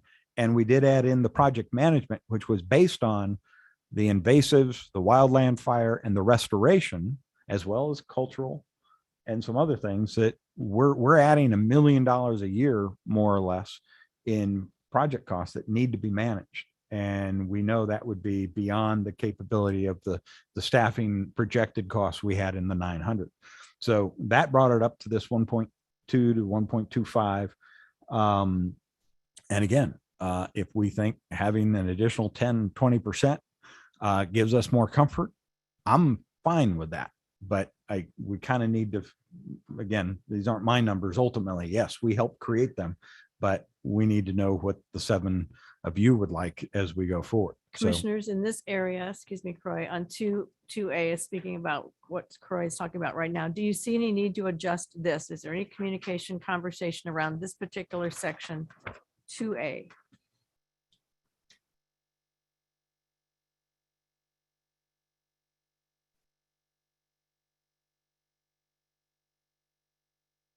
I'm hearing no's so far. Is there anybody that wants to add dollars more concerned with this 2A? Right, then I think, all right. Anybody that's with us by Zoom? And this was just a re-summary of Okay. what those volunteer Yeah. dollars were. And I. And then do that's think- the yeah, location on the, I think we're sheet. comfortable with that. So let's go ahead and take a look at 2B. so the research and education. And we'll kind of run these all together. And Justin, I'm going to start, and then Justin's going to have some more detail to add in here. And we did add a little bit of a summary that the goal here is to expand learning programs for all residents, visitors, and preserve users, and maximize opportunities to coordinate with the Conservancy and partner with schools. And there may be other agencies as well, be it the Botanical Gardens or ASU or SCC. There's a lot of different ones. And for sake of not taking up 42 slides, I just summarized here. So we had that range in that 125 to 150. The research added in and kind of merged this together just a little bit. That part of our goal, and Justin's slides will get to this, is using the ERP or an update to really do a little bit of refinement of understanding what we'd like to prioritize for those long-term monitoring target species, as well as the urban edge impacts or the recreational impacts, et cetera, that help provide the early warnings of potential threats to the preserve, diversity and sustainability. And so we had the yearly costs, we added in the one-time costs for the ERP in that. And at this point, I'm gonna let Justin take over and walk through a few slides. You're not asking that question, but Why did well, no, you asked us what we thought about the person, but you didn't ask us about it. I'm sorry, you're right. We're doing those all kind It of was- together. It's all the 2B, right? It's education and research. Yeah. Chair and Commissioners, this is Justin Owen from the Conservancy. Thank you for inviting me here. As I said, I wanted to start by apologizing that the education piece, I don't have a very robust presentation on due to limited timing. We just weren't able to pull that together for tonight. I do have numbers, but I'd really love to go through the detail at the future meetings so you all know how we came to them. The background, as Corey pointed out, we've done a lot of work in it. And the education point, we have done some very heavy work to make sure that we work with youth education, as well as we have a very successful program in our senior education and working with our senior programs and the senior centers to get them out. We really would love to see our family programs become more robust. Our Sonoran Sundays for all of the families have been so popular that not having them since COVID has been some very interesting points. But I did want to go ahead and open tonight with acknowledging something that Croy and Jace pointed out that was something that the Conservancy did many years ago. And this isn't a burden for the city to bear. That back when the Conservancy originally, and when it was 16,000 acres, and when it was less than 100 miles of trails, and when it was less than 100 volunteers, you're right. We stood down at the city council chamber and said, we are going to take care of this in perpetuity for free. And it was really a great plan. And with 100 volunteers and 50 miles of trails, it was feasible. But as we sit today, in order for us to ensure that we're able to provide the level of service that the residents need at 700 volunteers and everything, it was our obligation to stand up and say, hey, we can't continue to provide this level of service without some support. So I'm very excited that we've been working with staff for a year, and now we're here to talk about the opportunity for the Conservancy to have support for the great work that we do. And one of the things I want to point out as we'll go through this process, there will be some big numbers, but that's because we wanted to be fair to our 30-year commitment to the residents and the citizens in the city of Scottsdale, and provide numbers that said, hey, if we weren't doing this, this is what you'd need to pay. Croy perfectly articulated it when we look over at the city of Phoenix with their 70 park rangers versus our 4.8 preserve staff.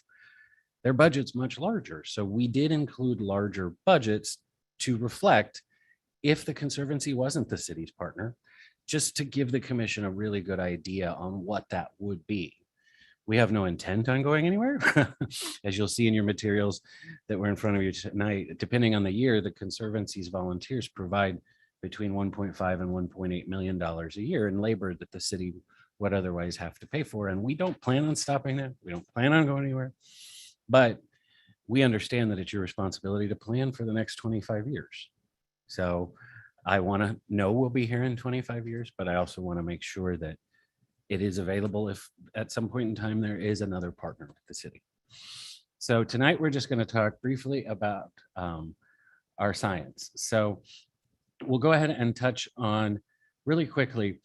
One of the things that we're looking at is really, and Commissioner Olsen brought this up in previous, was what is our vital signs monitoring and ecological health?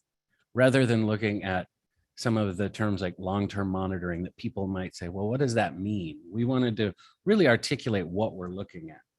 So when we articulate 4.2b, it's comprehensive monitoring and analysis of the plants, wildlife, and natural resources to maintain and restore the biological diversity and long-term sustainability of the area's ecology. And a lot of people ask me, why is the preserve so incredibly important, and looking at all of the region and the Sonoran Desert as a whole? And it is 100% because it is protected.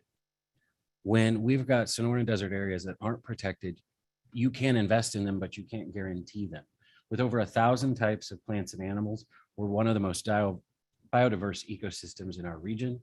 As well, it's a complex ecosystem with diverse habitats.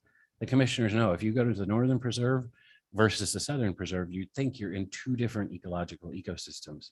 And that's because of the amazing diversity within our city, as well as the dichotomy between use and preservation, because we're committed to balancing both, not just preservation and put a fence around it and don't come in, but not overuse, making sure that we still have recreational use and allowing for preservation. And what does that give us in the end? The opportunity to educate and engage the users who are there, not just tell them about it from the sidelines.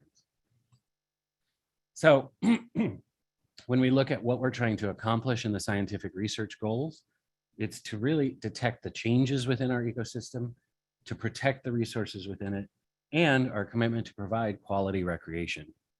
We recognize that if the citizens of Scottsdale were not so progressive in protecting this land, that could be 12,000 homes.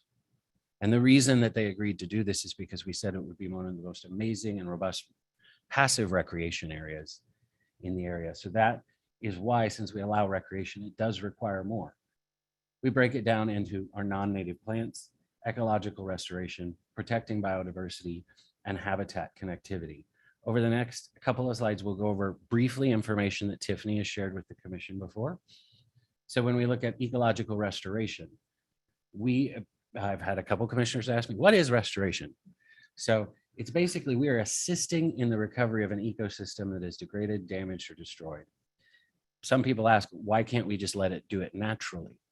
And because there are so many differing factors in how it could naturally restore itself, there's an opportunity that it couldn't be.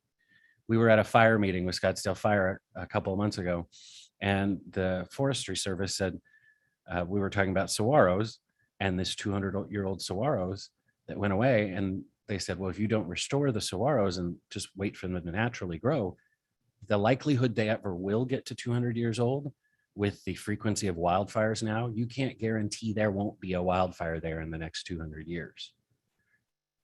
So when we look at it, and then the United Nations declared this the decade for ecological restoration because of the impacts that humans have had internationally on natural environments. We look at the areas that need to be restored, whether they're from trails, roads, fires less frequent, because as Croy pointed out, the city has mechanisms in place to address the financial needs of a fire in an emergency. We don't have to worry about that here, but past fires is where we can look at areas that are disturbed, as well as agriculture and development. The question comes up with the lack of water, drought. Understudied is one of our biggest things because arid environments are the least studied environments in the world. In predictive restoration, you don't often know what it is. So I know that we were having a conversation the other day about with restoration, it can be as simple as ripping the soil to improve the water infiltration, to make it so water can go in when there's precipitation. But as you'll see in the example that Tiffany shared with us on the right-hand side, the interconnectedness between non-native species domination is moving in. So we need to impact restoration now, because if non-native species outpass our native restorations, they will take it to a point where we cannot restore it without the removals of those non-native species. Those non-native species require so much more precipitation because they're grasses that they will strangle the native species and take that life source away. And then the biggest one that people see is our soil crust work that we're looking at. Soil crust is the primary cause of dust storms. If you remember the valley 20 years ago when people said, what's a dust storm? So our next one is the non-native. Excuse me, plant. Justin, may I Yes. ask just one question going back to that slide? So you mentioned that arid land was one of the least studied. Is it because it is the smallest percentage of land on Earth, or why is that? Great question. So arid and semi-arid lands are 40% of the mass of the planet. So it's one of the largest ecosystems, but because humans have never had to inhabit it, it is the least studied. Because humans were introduced to arid and semi-arid environments in abundance in the last 100 years, it's really been on the forefront, maybe the last 50 years. Prior to that, there was no need because humans didn't feel the need to study something they didn't get impacted by. Of course. And then my concern is with climate change. Are we looking at more arid lands in our world? If climate change continues the way it is, 40% is what it is of late. It was not that much before. So that is the other reason for the increase in studying it. Areas that were not arid before are now, which causes a substantial difference. I mean, we look at, you would never consider Alaska and up near the poles to be arid, but it is a fine example of the wildfires they have in Alaska because there is now vegetation, because with the permafrost, vegetation couldn't grow, therefore couldn't die, therefore couldn't have a wildfire. But now that vegetation is abundant and dies, that's our wildfires up in the north. Exactly. That's the fuel. Okay, thank you. In our non-native plants, we look at the movement in the reason we need to cover it is because it threatens our own biodiversity. We talk about the Sonoran Desert is the most biodiverse desert in the world because of our 2 rainy seasons. But these non-native plants, as we talked about, diminish and remove our native biodiversity because they're just not as strong. As well, the danger to public health, whether it be from wildfires, primary cause to public health, but also affecting our ecosystem functioning. We'll look at species in just a moment. So the ways that we need to be more progressive in it is the work we're doing right now in mapping and removal, but also researching new treatments and really to collaborate regionally. As we've talked about, our 3 million acre neighbor to the north and our 16,000 acre neighbor to the east. If we do a great job with non-native plants, but then one storm comes in and blows all those seedlings in from our next door neighbor, it gets rid of all of our work. So making sure that we're protecting this, and that is the image that Tiffany shared with you before of our population density, even in buffalo grass, from year 1 to 5 to 10 to 15, the growth in it is so substantial. And we talk about the biodiversity also because these non-native plants burn at such a higher temperature that when they do burn, the survivability of neighboring species reduces dramatically. The example being a native plant species that might burn substantially lower next to a saguaro, that saguaro would survive. But at the temperatures these grasses burn, that saguaro won't. We also look at our protecting biodiversity, which we talked about before, was our long-term look at how we take care of the preserve.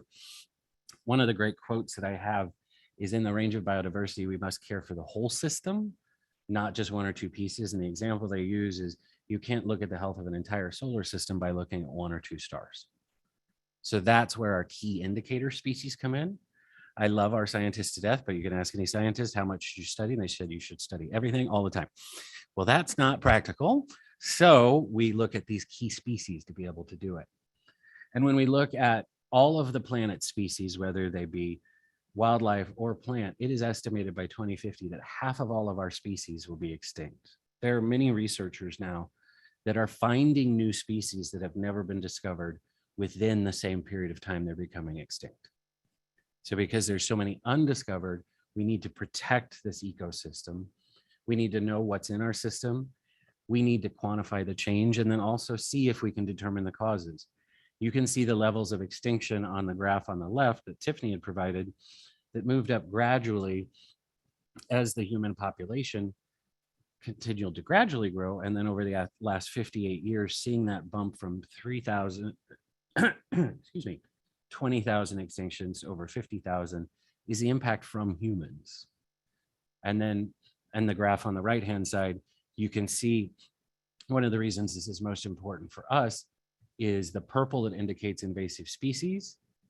The habitat degradation in burgundy is a lot of what we were talking about in the ecosystem.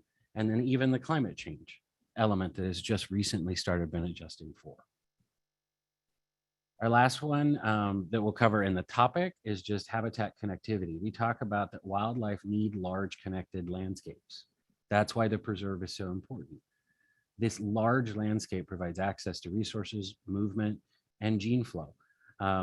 Scott may correct me if I'm wrong on this, but recently I remember a report from Game and Fish that the second largest mule deer herd was in our preserve because of the lack of mechanized hunting and our ability to protect them. To have such biodiversity is because it's a large connected landscape, not because it's small. But we also recognize we need to prioritize recreation. We need to plan for drought. We need to work with climate change. And a lot of our non-native species can have the direct effects, whether it be mortality, if we want to talk about non-native wildlife, but also plants. We have habitat loss and habitat fragmentation. That is, I will say I cheated, and that is one of my favorite pictures just with the baby bobcat, because it shows how much vibrant our ecosystem is.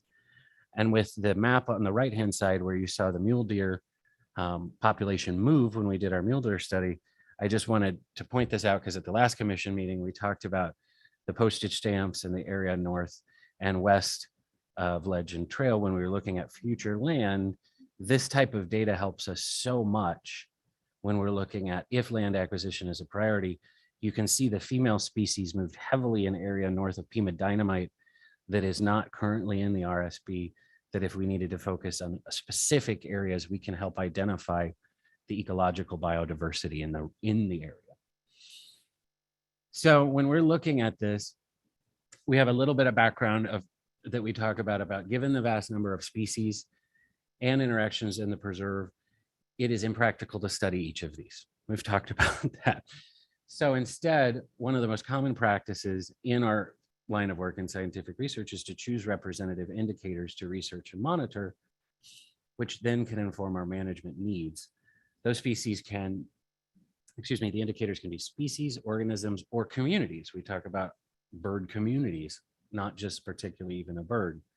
Because they're not static, that's why we want to prioritize this in the long-term care plan for the city, because it's a long-term effect. We need to identify the causes, whether they're natural or human caused, and if management action is needed. You talk about when Game and Fish does their annual harvest, when they look at identifying areas that are natural of an overpopulation of a species, that their management action is then to have hunting for a certain part of time of the year. So by doing it long-term, as you've seen with the Game and Fish studies, it really lets us know if we need to intervene. When selecting the indicators, it's a very complex task. And when we look at all the scales, we want to be able to integrate the data sets within and between the areas of interest. In this case, we talk about the preserve and other sites that might have the same indicators within the region. What we did some work. Commissioner Olsen alluded to what I talked about at a previous commission meeting. The bulk of our research was through the National Park Service. They are the only ones that have done a comprehensive Sonoran Desert analysis. I couldn't believe it was 16 years old when I looked at it because it didn't seem like I had read it that long ago. But in 2005, the National Park Service launched its Sonoran Desert Network Vital Signs Monitoring Plan.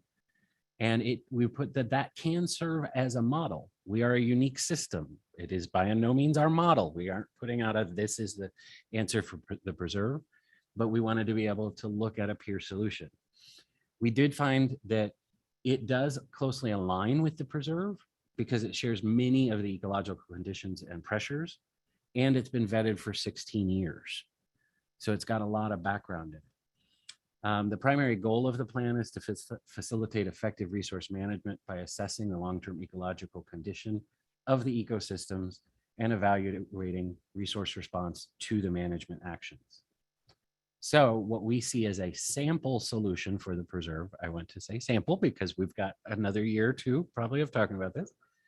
But in Soden, it identified 50 vital signs, or what we call indicators, into their indicated categories. When the Conservancy and our research partners went through the program, we identified that 14 of those are not applicable to the preserve, as they refer to different resources that are not currently found in the preserve. To better represent preserve resources, we've added a few taxonomic groups, land restoration and habitat connectivity. And these indicators in the next few slides will show you what we have identified through our work with ASU and NAU and our partners, as well as what would be good indicators and projects to serve as maybe a foundation. So when I won't by any means have to read through all of these, but when we look at the climate and air, you'll see we're looking at vital signs from ozone, particulate matter, climates. We identified in the middle column where there is additional work needed, and sorry, I left an extra X in there. Currently none being done in the work that we're doing. When we go into land use, we look at those visitor use impacts that I know Chair Winstrom had talked about. We look at fire and fuel dynamics, ecological restoration. You'll see we're currently doing work with the city in illegal roads and trails, visitor use impacts, and ecological restoration. That's why, Commissioner Coluccio, when you said the numbers that are in there right now identify minimal, it's just the work we're doing right now, which is in the left column, not the areas that we believe we should be investing more. In habitat connectivity, you'll see the and there is one edit to this. We are working on fencing mitigation. I know that our Field Institute staff has been working with Scott on some of the old fences in some of the newer acquired areas and getting rid of those. But we look at our wildlife surveys and water quality and quantity. We really feel like we need to be looking at groundwater dynamics as well as surface water dynamics. Those of you that know our large amphibian population of toads is dependent upon that, even though most people don't realize there are toads in the desert. When we look at our soil and plant communities, our biological soil crust, again, this is work that we're doing some on, but you'll see areas that we have identified that if we could do, these would be, based on the Soden plan, this would be the ideal way to monitor the ecological health of the preserve. I want to articulate exactly what Croy had pointed out too, of right now that left column is what our baseline, what we're doing now. If we were able to accomplish all of these, it would be great. But if we if you as the commission and we providing input decide, you know what, we might want to scale down a little, because if we're in an abundant time, this would be great. If not, we always have the ability to be flexible in it. This is, again, I just want to preface a sample. When we look at biodiversity, looking at our terrestrial invertebrates, rare plants, there was one, I think it's, if it's not coming out, that was on earlier, and I apologize if I missed it, but into non-native wildlife, we haven't even dove down that rabbit hole yet for human introduced. If any of you, I know where I live down near South Scottsdale, we have the lovebirds. Great example of a species that's coming in and dominating things. But really, when we look at, we've got a great model, we've done great work. There are many different indicators and vital signs in here that we think would be comprehensive. One thing to additionally consider is regional collaboration and education and outreach are not individually listed, because if we don't have the other part of 2B, the education and outreach, then all of these vital signs are in a silo. Unless we can tell people about the work, then yes, we'll protect this asset, but we can't help educate the future generations, which I know is a priority for this commission. As Corey pointed out, we've made a commitment that all of our research will inform education. I can say right now with the work we're doing with Scottsdale Unified, the teachers' support is outpouring about the fact their textbooks talk about squirrels in London, and our curriculum talks about Gila monsters in the desert. And the fact that it informs so much for their students to make it real.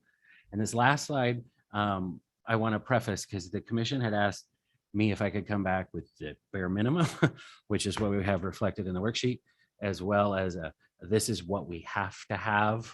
And then ooh, if the sky was the limit. And I will say tonight, I didn't come back with the sky as the limit because we all know in the scientific world, you could say, can we invest 10 times that and 100 times that? And the answer would always be yes. Of course. So really, as we get into this last slide, based on the Soden model that we just presented, the annual cost for the research side of Soden could be as high as 2.5 million. One thing we wanted to say, as I prefaced at the beginning of this, because the city and us has a great resource in it, if we were able to implement everything on that scale and the Conservancy was the partner, it would be a reduction of over 1.1 million in that from the services that we're able to provide. But we wanted the commission to know, God forbid something happens to the Conservancy, in order to maintain at the sample care plan that we just left up, that we just showed up there, that would be the cost. Overall, in the underside of that, this is what we've identified through our partners with ASU and SCC and everyone that would have the commission, the city could feel like they had a very good handle on managing the ecosystem that is the McDowell Sonoran Preserve. Understood. So what I'm seeing then, again, just to clarify, not taking into consideration the steward employment or steward hours, the actual cost, it would be 2.5. If we did this huge, robust Soden model, Right. Corey and I have talked about it all the time. The National Park Service is really good at identifying the fully robust plan, but not identifying if they were able to fund half of it, 75% of it, 20. So the National Park Service has had this out for 16 years. They may be only able to work on 50% of it because of funding restrictions. That is one area that the federal government is very good at protecting. So realistically, what would this number be then? If we're not looking at the entire model, what would you guesstimate the number to actually be? For them or for the preserve? For the preserve, For just the- looking at your numbers. Yeah, for the preserve, we would want to have another conversation with our scientists here. So you could say, okay, you've identified 10 species. Do you need all 10 species? Can we do 5 species? I have a great team that has prepared me well for this, but I can say from our perspective, if it was at the 1.3, we could say that we have a very robust management system for the ecosystem of the preserve. But I know that we're also trying to be very as conservative as possible. One thing that I'll point out is something that Croy articulated perfectly. If the city of Scottsdale and this commission was able to say, okay, this is how many indicators we want to support, the Conservancy full-heartedly has the commitment to say, now that we have those matching funds, we can go out and apply for another 100, 200, whatever, $1,000, because I can't tell you how many of our funders, probably 75% of our funders always ask, do you have a match? And if we have a match, then they'll match up to 50%. So I'm not saying that the 1.4 in here has to come in here. It's just to manage to the level of the sample model. That's where it'd have to come from. But we would definitely be proactively out looking for the matching opportunities. So. And Justin, if you could just go another slide. Forward. Forward, sorry. So this was the rough numbers that were out there that had the 150,000 and the one time, because one of the things is some of this could be furthered by the update of the ERP. We could take the things that Justin has just been identifying, the Soden model, and look at that and have, because none of that that's been presented has been before the commission, the council, the No. community for a broader discussion. And so this is just part of how do we do that? The other thing, go one more forward, when we look at what's goes into science and research, not all of those numbered circles, but every one of them has some ties to science and research. And so, aspects of the wildland invasive restoration, the monitoring and assessment all plays into some of these numbers. And so it gets very difficult. And I understand the frustration that we can't, get a real easy comparative number here. But there's a lot of stuff that hasn't been identified before funding wise that is in this. And I'm not trying to argue for leaving it here. I'm just suggesting that there's been a lot of iterative discussion between the Conservancy and the city to develop these numbers to the point that they're at. But what we're missing is a furthering, and I really point to the ERP update as the opportunity, because when that was done, it was really quite beneficial at the time. But in a very short period of time, it's like, man, we can learn more. We know more. We can use more to help us get further down the road. And so that's all I wanted to illustrate here is that, and the other thing that we haven't spent as much time on are those matching fund potentials. And we have partner land agencies, be it immediately adjacent to us or the National Forest Service on a larger scale, and some throughout the valley that all could share and benefit from this. And should the city of Scottsdale be the only one that comes forward with funding to this, or can we partner? And there's different programs through the botanical gardens, through SCC, through ASU that all have interest in this and trying to use some of our dollars to help leverage a broader participation. Because you're not going to find significant dollars in research coming out of Phoenix or coming out of the county regional park. They do wonderful work. This is not meant to be a criticism of them. I'm simply saying that when asked, and we asked the question, you asked the question, what are other people doing? Well, it's usually pretty close to zero or a reactive number because of something happened, as opposed to this effort that really was a generation of a commission from 5-6 years ago. Well, what do we need to do in the long run? Right. And so we're still learning. And if we don't know enough today, I'm not going to apologize for that, but I'm going to commit that I know everybody here is still working on learning, and we'll continue to refine that. And we do have time, even if we go with some number to the council and the council says yes, and the citizens approves it. That's not the final number because we have other budget processes other ways. So I understand there's a lot of sense of getting it right. But when we went to the land in 95, nobody knew whether that was right or not. And we went back in 2004 and went for more because we made it bigger. Right.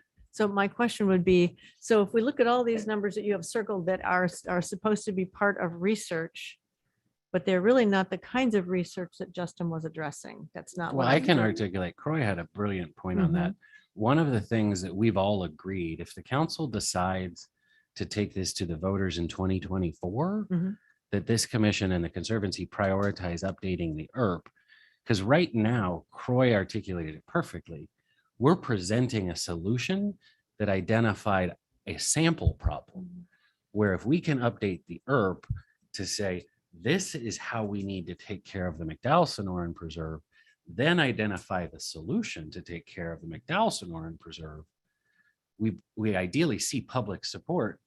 There's no reason they can't be behind it. Where right now it's saying, well, that's how another ecosystem has said you should, but have they been thoughtful in it? And I have to applaud the commission and city staff and everyone on this. Croy doesn't say it enough. The fact that everyone's looking at how do we proactively take care of this is brilliant. I know I was talking to a donor the other day. Croy just said it right now of a reactive response. Many of you might remember back in 2016 when the Phoenix City Council had to approve $26 million for South Mountain because it hadn't been taken care of and it got to such a state of disrepair that this, no matter the outcome on this, high, low, this is to be applauded more than anyone else in the valley for being so proactive. And we definitely want to be proactive. I mean, obviously, this is one of our biggest topics to discuss, I think, is research, because we do want to be proactive, because this is a conservation area. It's unfortunate that they had to spend 26 million in South Mountain Park, but this is not a park. We do want to be extremely proactive on this conservation area.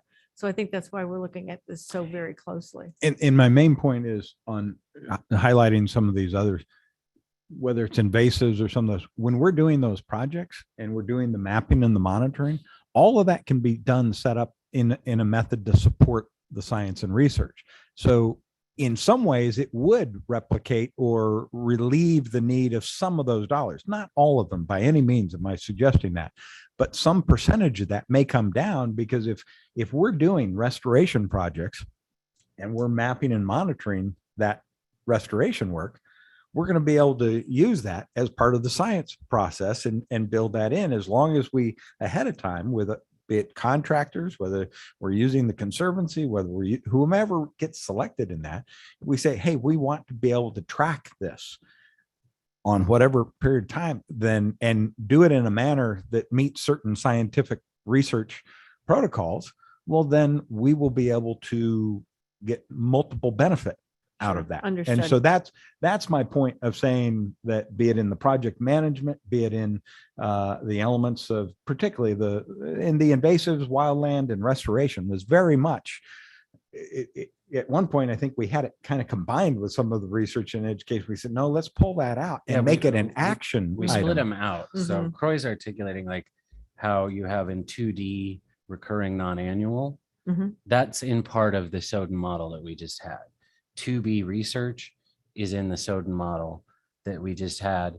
And then for 2D in the 2 and yearly, all depends on what the need is that year for, if it's fire, if it's research, if it's wherever. That I know we've worked on some collaborative grants with the fire department that sometimes they can get outside funding from the state, where then those dollars can be. So the annual allocation process will be key to this. So can I ask 2 questions? Number one, refresh my memory on what the ERP update would cost. We've projected that at It's $150,000. 150. Okay, I Yep. missed that. And Okay. that's in this proposal. That's out there, and we feel that's a reasonable number. We don't have it perfectly defined That's as fine. to what that is. That has to go out for a process and all those things. That's something that we can pursue, earlier by way of.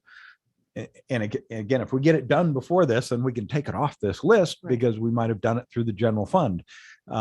And so that's where sometimes we get a little gray in, well, are we talking about now, or are we talking about in the future? And this is a little bit crossing that line, but Right. there's an advantage, Thank as you for Justin that. said, if we can get that going, if we're waiting until 2024, we'd be able to accelerate this Right. and get that. Yeah, so To our the advantage. ERP was developed by the Conservancy, and it was specifically designed to say you need to monitor plants, you need to monitor animal, but that's where it stopped. And then when it was adopted by the commission and the council, that's why we believe if we updated the ERP to identify all of the things that we need to, that the sample was just up on the screen, and then the commission adopts it, the council adopts it. Then when this commission presents a solution, it's a lot easier Right. to So articulate that. My solution. second question would be, with all the things that are circled, and what we know that is partially research, some of that is research, so we're funneling that into one number. I would ask you, Justin, are you comfortable with these numbers, these ranges of numbers going forward to the council today? For these that's a tough question. The Conservancy is comfortable with these numbers to continue doing the work we do today, not to do anything that we outlined in this presentation or in next week's presentation. Right. So really, it's a matter of we need the ERP done so that we can then put realistic numbers in there. That's if it's, and that's the tough part. That's what Croy and I talk about, because as he said, for last year, we've been meeting every other week going over this, is no other land manager in the area has identified a plan as comprehensive as we'd love. We don't want to assume that this city and this commission would say we need to be that way. So that is the balance of, we want to say this is what we can do to say yes we've got 100% management on it. But we all know, even from our home and business lives, sometimes that's not the desire of everyone else. And there Certainly. would be an option for the commission if you wanted to, again, put a range or even put a qualifier. I would say a it's time qualifier to, on here yeah. that if you wanted, and I'm not saying this is the right number or that you would agree, but that 2 to 250, if you want to say that could be doubled, and that would allow for a furthering of things. And we don't know exactly yet how much, but that would be part of the ERP. There's different ways to try and Understood. address that so the council doesn't feel like you're not being responsive to them or anything like that. Right. But and you're giving them fair warning that there may be more. We do more research and there may be more that we Right. request. That can always be qualified in this, that, you've been working hard at it and there may be more to come, but Right. back to what's our motivation? Is it, we want to at least have enough in a bad situation that we're covering things? Well, I think we all feel this is a good number for that. Now, if it's a matter we want to go more, okay, we need to define that collectively. And that's where we've tried not to get ahead of that. Right. And maybe And I could, I Some can level of understand criticism, that. and that's Right. fine. But this is that iterative process that we're happy to try and help guide, but there's not a perfect answer to some of the questions. that- Sure.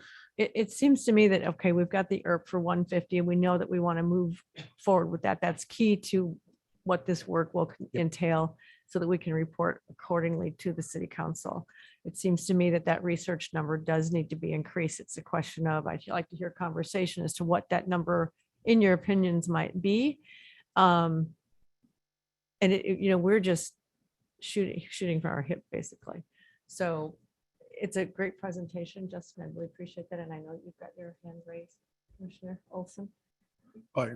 Commissioner Olsen, I'm following up on Commissioner Winstrom's discussion here, but I guess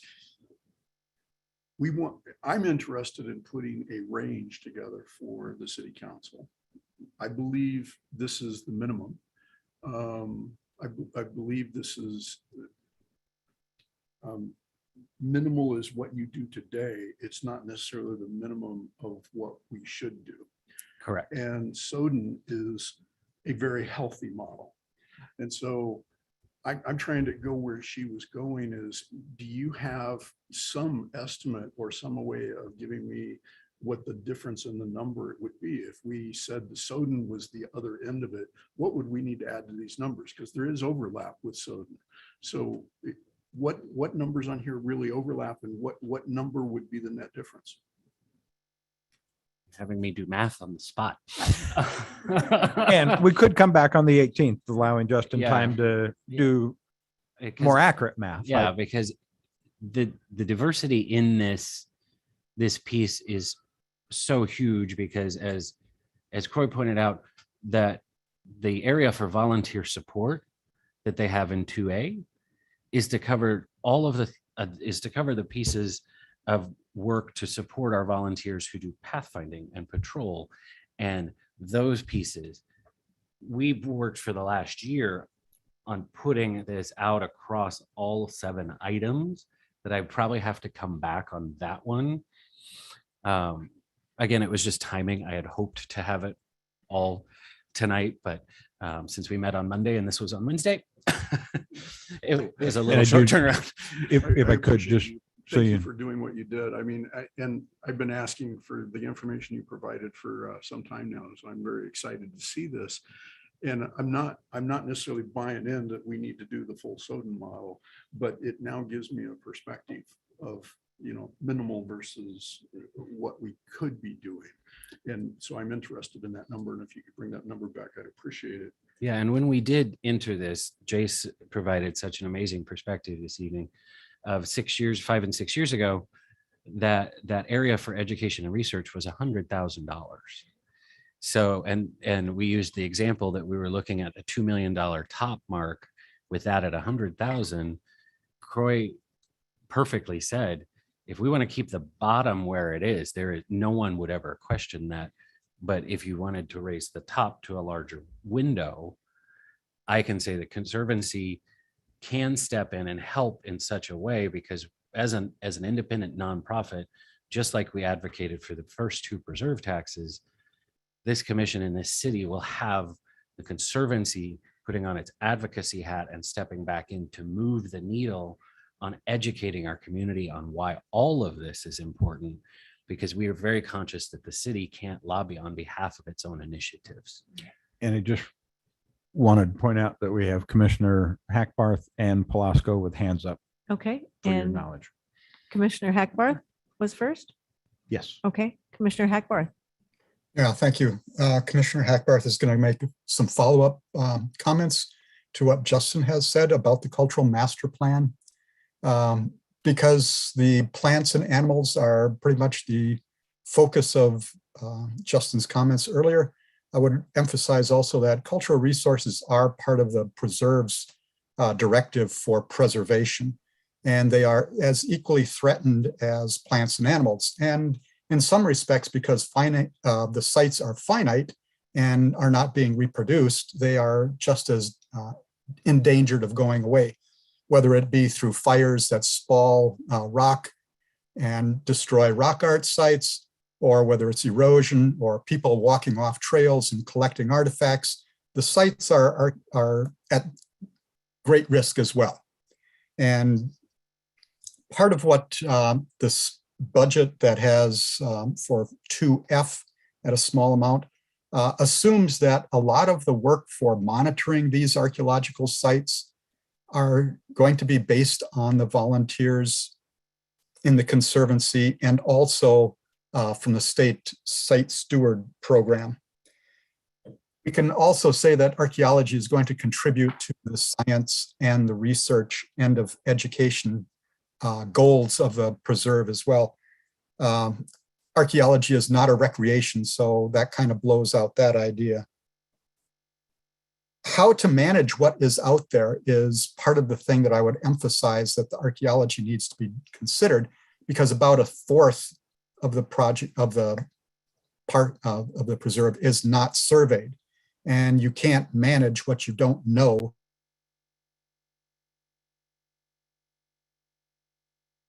Mark, those are excellent comments, and I would agree with you. The cultural master plan is key to our preserve as well. It's preserving not just the plants and animals, but it is the incredible cultural resources that we have within the preserve. So thank you for really clarifying that for us and making sure that we don't let that drop off our radar for sure. That is a very small amount of dollars in there. And Chair and Commissioners, this is Justin with the Conservancy. We have not been asked to participate in 2F from more than, as Commissioner Hackbarth pointed out, providing the stewards for the site steward program. So I can't provide any feedback on that, but the Conservancy 100% has a commitment to the cultural resource master plan, understanding that it was an area we would engage in future years. So we're happy to partner with the city and the commission to help explore that more, because Commissioner Hackbarth's points are perfectly eloquent.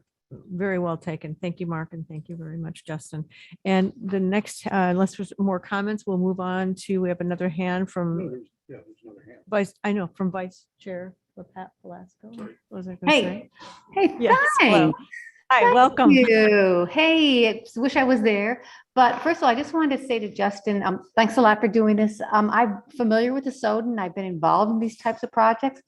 And I know we start out with 50 parameters, but in the end, it comes down to maybe 10 key ones. And I was really happy to see water quality and nutrients to be a part of the baseline, because that's what drives the whole life of the preserve. If we don't understand that, the other stuff doesn't fall in. So it's how it's developed. And I mean, I'm sure we'd all love to have a couple of million, but in the end, maybe just identifying the 10 most important parameters will help guide us to understand how the preserve is going to be maintained, et cetera. So I think there's a lot of opportunities here to make this work. So that's just my 10 cents.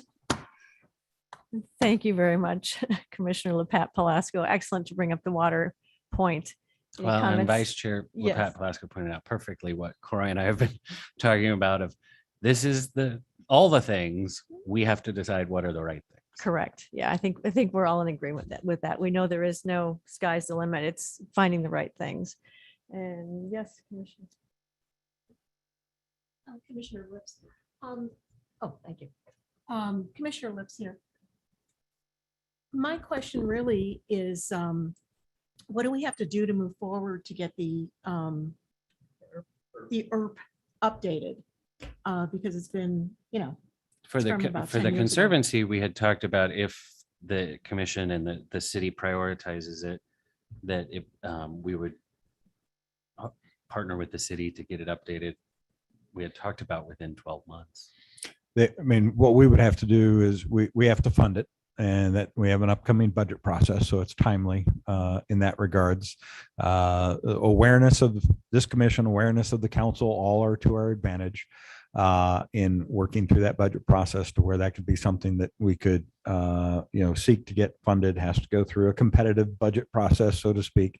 But we would work to do that in the upcoming months, have something that would be ready to go forward. There are processes by which if we're hiring consultants and other things, there are the competitive processes that our procurement will require, particularly for something of that scale and magnitude. So we'd need to do some work internally to define what that is, what we would be requesting, a little more refinement than just $150,000, but backing that up. And so those would all be things that Bill and Scott and I have already been talking, as well as with Justin and Jackie in concept, but we haven't gone further than that. So so we're ready to advance that. We've been anticipating there'd be support for that, but it will still have to go through the budgeting process to get there. Okay, so yes, there's a question, Commissioner Olsen. Commissioner Olsen here, and I guess it's a request, Justin, when you bring the numbers back, I'd be interested in seeing what the number for Soden would be without the Conservancy or with the Conservancy. And additionally, where you envision, what's it called? Funding, grants. Matching funds, thank you. Where you would envision matching funds, so that, because Yeah, that gives us some variability of what that number would be. Yeah, we would love to come back, and Croy's done a really good job on the right column of identifying potential matching opportunities. I will just give everyone an example. One of our foundations funds project-based. So they gave us $100,000 to support the Mule Deer project. And that's a perfect example of, I know I could go back to them if we had a similar project and say, the city's funding this match, if you can fund the other. We do have great opportunities like that. Where we wanted to be is if everything dries up, it's a downturn, everything, this is what it would take to continue the baseline, but we will definitely bring back potential funding ideas. And just so everyone knows, when we're looking at the bottom end of the spectrum to the top end of the spectrum, even in education, the number at the top end of education is not 7 figures. It's not as big as the gap between research, because research is broken out into so many different pieces. So that's why visually it's looking like there's a gap, because it's spread out throughout this worksheet. Very good. Any other questions on the research topic? If not, I know that Commissioner Olsen wanted to expand a bit on the education topic. Did you have a question on that? I believe, Commissioner Olsen here, I believe that was just covered as well. So education is a separate number that you're going to present next week. Yeah, so not having it in front of me, the example given, like our education framework that we had built out, without the Conservancy, the number is roughly, I think it's 4 times that. With the Conservancy, it's like 2.5. Okay. So we're not, But you're gonna bring back the yeah, detail yeah, about that we'll next bring week. that back. It's just, I just wanted to let everyone know, this is a sticker number, because it's the biggest piece in here outside of the wildfire management and land acquisition and land bridge. I'm actually encouraged. It's not a huge number in what I see, because what I'm seeing was 1.4 million after stewards, and we've already got some portion of that covered in here. So we're in what I hope is significantly less than $1 million that we're talking about as a range. So We're closing the gap. I'm encouraged. I was afraid it was going to be a bigger number. Yeah, Croy and Scott and Bill and I talked about that. That's why we didn't want to come in with the number of if we took care of everything, because that's easily 100 times this with over 1,000 species and all of that, that it's tough because right before COVID is a perfect example. We had a huge grant. We were going with NAU, U of A, and ASU for soil crust that would have brought resources to the preserve that we've never even had. And it was a National Science Foundation one. And then COVID hit and all of that went away. So that's where we're just sensitive about talking about the matches. Understood. Any other questions on, we're currently on 2A, 2B. We have to go on to Roy. Okay, sorry, I stole your clicker. You can slow me down, or if you'd like to continue any to the 18th, you're in charge. Abridged version. I've shown this before. This is corridor protection really focuses the biggest numbers, the Rio Verde land bridge idea, and then there'd be some for 128th Street. And all I want to do is just remind you that we had a number. I've talked to our capital projects folks. It hasn't changed as much as I might have thought.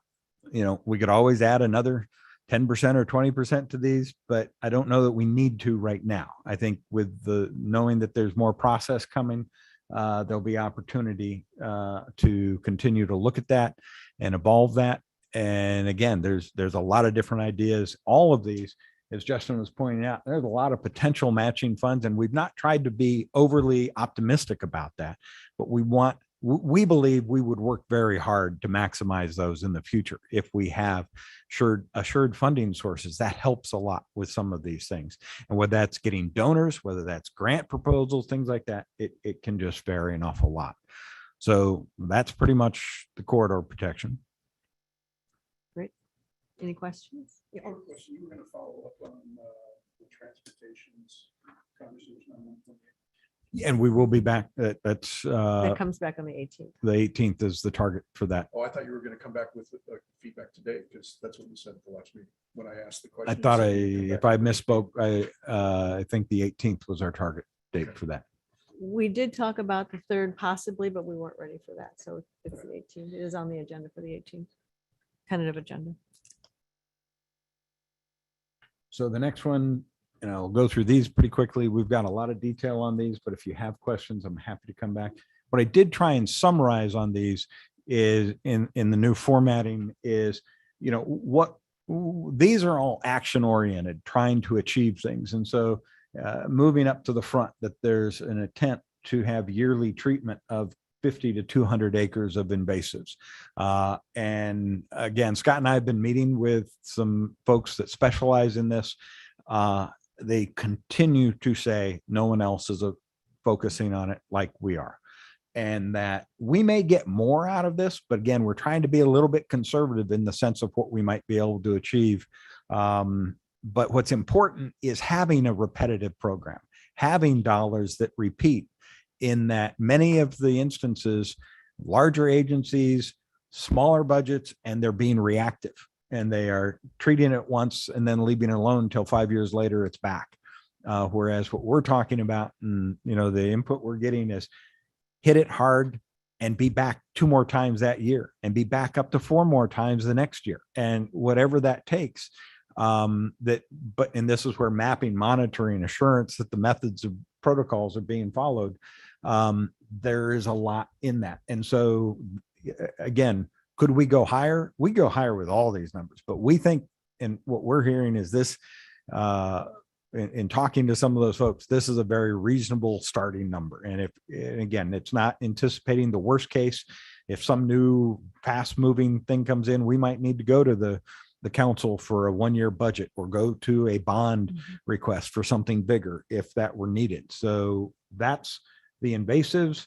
The wildland. And I would just say, I think what we're hearing recurring is we're looking at being proactive, not asking for the sky, but being proactive to conserve this land. That's what we're looking for. You know, wildland fire, again, the core is this yearly fuel reduction along 94 corridor miles. And this graphic shows you where all those are. They're in our trailheads, they're along our major streets that abut the preserve. They're on many of our internal roads, trails, i.e. the power line corridors, things like that. And that we're doing both a pre-emergent treatment and a thinning with a cycle to the thinning to stay on top of that. And that, again, could we put more in this? More tends to get us then to the thinning point faster. But we've already had a couple of years of work at it. We're targeting an awful lot this year. And so we feel very comfortable that this is a rational number. We get into it with this and being repetitive. And again, any of these, as we get a handle on one, we may be able to, shift some funds, because invasives are just as problematic to wildland fuel mitigation as the reductions in these areas. And so there may be some prioritization that, again, we could realistically see with our plans coming back to the commission on a yearly basis saying, yeah, we're going to prioritize this based upon the mapping and monitoring and what we're seeing. So Mapping, monitoring, what was our rainfall, all those things Yep. tie into that. and it goes ebbs and flows. And we've seen that, in the past 5 years, brought to great attention. And the last one of the group was the restoration. This is targeted at plus or minus 200 acres. And these are old disturbed scars, be they roads, be they areas that people were just off-roading, be they old trails, any number of things. And again, we targeted this as more of a one-time cost because it's really go out, target it. We would still monitor it, but the presumption is if we're doing it correctly, there's not a lot of repetitive treatment, but we are looking at that. And then the final aspect of this was the mapping, monitoring, and assessment of progress. And this again is the yearly cost. And this very much supports the science and research side of things. But not to say, like I said before, those individual projects, it'd be very easy to target those in a manner that helps support the science and research, and that we're not doing work that isn't able to be tracked. And so again, I guess I lost my slide on the summary there. I apologize. But we had, you've seen them before. I'm happy to, there they are. I just had it out of sequence. So this was that. If there's comments right now or in 2 weeks, we're happy to make an adjustment to this, but we think this is a very, very good, sound starting basis for Commissioners, this area. questions about the 2D aspect? I see no. All right, Commissioner Coluccio. Commissioner Coluccio, could you go back one slide, I think, Absolutely. or two, I guess it would have been. Yeah. So no, another one, I guess. The 200 one-time restoration of plus or minus 200 acres, is that yearly? No, Or is that this is a total? one time. One time. Okay. And it's not to say that, there might be some things that develop new, but we're monitoring that. That's part of the monitoring and management. Mhm. Most of that would probably happen near trails or trailheads. And so those come to our attention pretty quickly. And again, if there, the other thing that could happen, a wildland event, fire event, and then we might have to go for a bond project, but we were not attempting to address that in this Thank you. proposal. We'll move forward. The cultural master plan. And so here, I think Mark already, Commissioner Hackbarth already touched a little bit on this. Some of these, and I'll go through the, we've got yearly costs, recurring costs, which again is a yearly, and that we may want to get rid of that recurring yearly and just merge it into the annual. It may be too confusing. It sounded good 6 or 8 months ago. Maybe not as much today as I go through these, and then the projected one-time costs and the types of things that were being targeted here. Again, the completion of the surveys of the portion of the preserve that has not been surveyed, I think about 25%, 7,600 acres.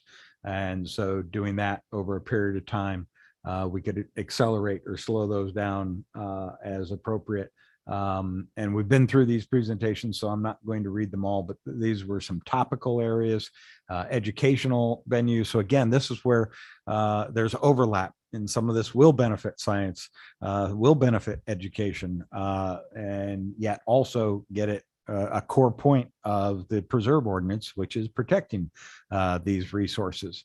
And then the one-time 200 to 400,000 really has to do, a lot of that is aimed at the Browns Ranch site and some of the opportunities there and potential for interpretive trails. And there could be other dollars that come in from trails that help support that as well. So there's a number of different things that are there. So that's the cultural master plan, and that takes us through the past ones. And I do have a quick presentation on the trailhead costs. Okay, I think you can merge those two numbers. Number one, I don't think we need to have a, I can do that. yeah, Okay.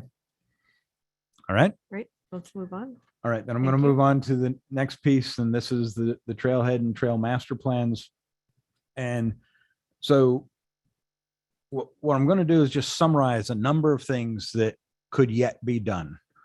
And we talked last week about shaded amphitheaters at the Gateway and the Lost Dog trailhead locations. And then there's also this commission may not have had that. I know a former chair sitting around the table might have been part of the discussion on the potential for restrooms at Sunrise. And because that's been a complaint. Now, there's some neighborhood concerns. There's a public process, again, that needs to be done if we want to do these. But these are some examples of things that are kind of refinements, I'll call them, to trailheads. There's also resolution of Ringtail and 104th and Bell.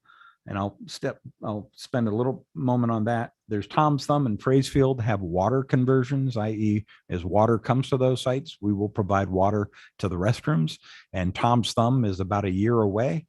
Frasefield is uncertain because we don't have water out in Dynamite yet. But those, we plan for it. We have water lines coming into the sites, but the plumbing at the site and others would have to be updated. There's resurfacing of some of the equestrian areas. They show up in Browns Ranch is a stabilized DG. We've been putting in these new stabilized AB or gravel lots, which hold up much better. So those are signage updates. There's a lot of opportunities. We've got older trailheads that have older signage, and we've been doing new trailheads in the last 3 years that have newer signage. So there's always kind of this catch up that's there, and there's some access trail control. Real quick on the 104th and Ringtail, 2 locations, as we mentioned last week in the access area plan. These don't exist in the original access area plan. Both of them have no access control. In other words, it's easy for people to go in any time of the day and park and access those areas. And quick photo of the 104th and Bell. And it's a half mile from a existing trailhead. And then the Ringtail location, same sort of thing, right next to the road, no control. And once again, it's within a half mile of an existing trailhead. And we'll come back and have presentation on these, but I'm throwing these in to this mix just for awareness, because some people, well, we built all the trailheads. Is there really any additional cost? So we wanted to be aware of that. So I just have one question on that, on the Ringtail and 104th, and that is, if those weren't in the original plan, then is it necessary to go to public vote because of Proposition 420? We'll have to have that discussion. Okay. Is the simple answer. All right. We could update the plan to include them, and you could recommend that and go to the council, and we could do it that way. And so there's a number of different ways, but Okay. regardless of whether we keep them or want to alter them, we do need to do something because there are dust issues, there's maintenance issues. And so there are costs, regardless of whether we want to keep them or whether we want to close them off. Okay. There would be costs, and we kind of just generalize that in the number I'm about to get to. Thank you. Trails, for the most part, there's not a lot of new trails. There are a couple interior, what we call the interior trails. The Quartz Mountain, there's an old trail proposed alignment that goes up to Thompson Peak from Quartz. That's that southernmost circle. There's some work potentially in the East End area because of a lot of rogue activity there. There's area in the Gooseneck that could be potentially dealt with. There's area along 136th Street. And some of this isn't new trails. It may be elimination of old legacy trails. And then there's the area two, no, area 2 plan.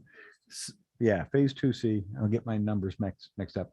That northernmost round circle is what's known as area 7, had some potential additional trail.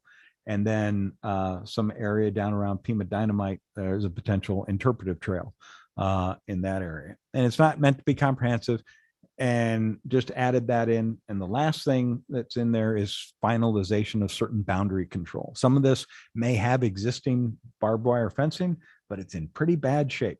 And it may not stop many people, particularly after we removed a lot of the vegetation along 136th Street that was holding it up.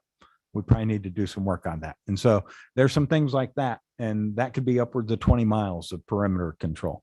So when you add all that up, that could be somewhere in a $10 to $12 million range in today's dollars. Our boundary control went up maybe fourfold since we last did some, based upon prices that have been going on steel and things like that. So that's one number. And what in Gina's earlier presentation, some of these dollars are already anticipated in the presentation where we have the CIP, not all of them. Some of that's finishing off the Pima Dynamite trailhead and things like that. And we can come back and do a more detailed presentation on that. But bottom line, the yellow numbers that we added, I put in a couple of options. We've got 12 million, the short term that I just presented to you. That's probably get done in the next 5 to 10 years. The other thing is what happens the remaining 20 years, plus or minus. There's almost always there could be some additional parking required. I'm not projecting that, but there could be some tweaks to trailheads. We find it'd be nice to have some different storage opportunities or management of educational areas, the shaded amphitheaters that we're talking about. So we could, if you want, add in and this was nothing more than 500,000 a year for 20 years is $10 million. We don't have to put that in. I just give it to you as an option, and you don't have to decide tonight. We've got a lot. We're approaching 8 o'clock, but you can think about that and we can finalize that on the 18th.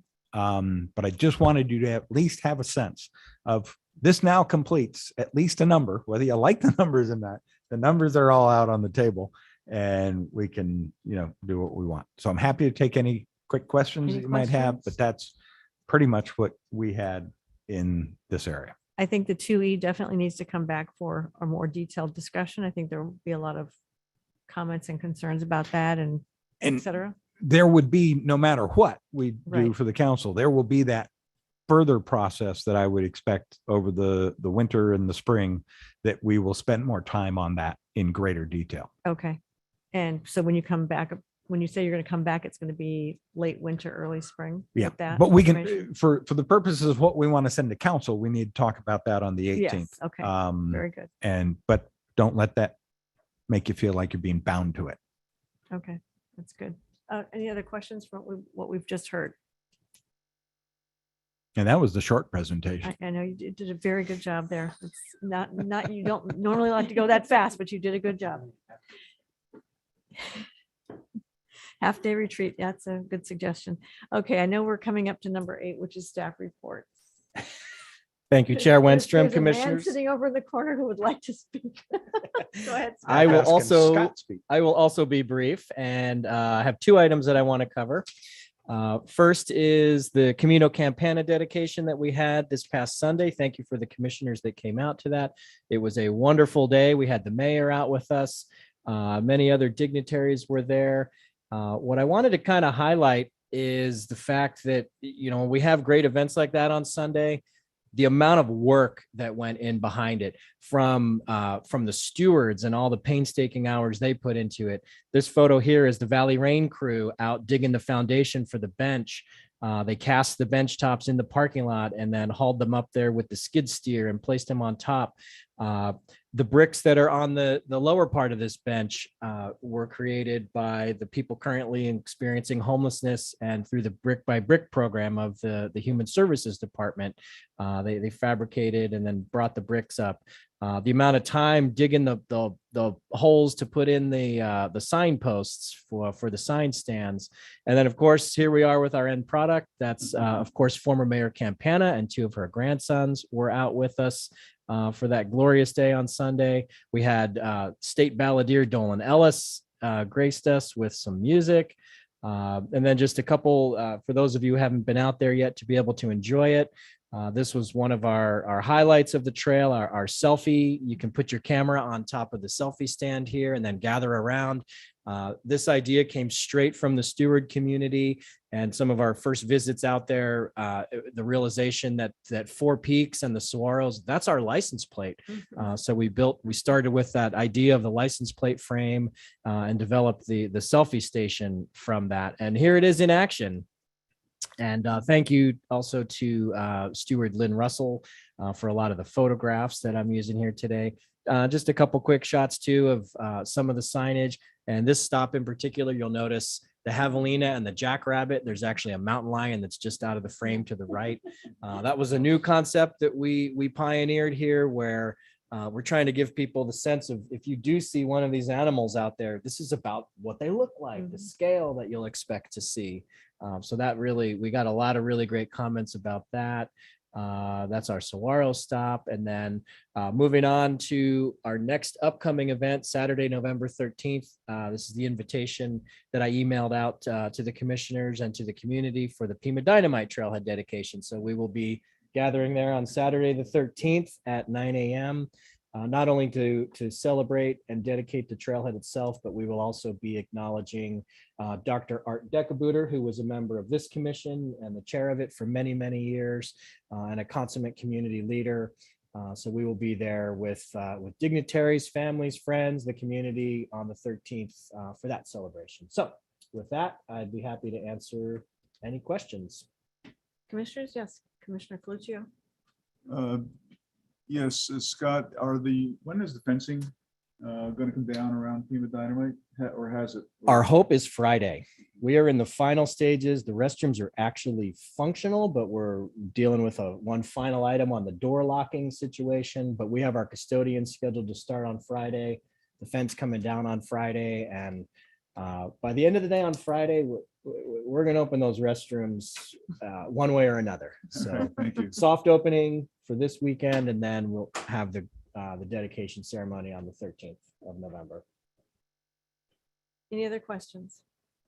All right, we're going to move on to item number 9. Croy, upcoming meeting dates, locations, and agenda items. I think we've got the wildland fire update. We've got 128th Street and all the follow-up that we talked about already. That's our plan.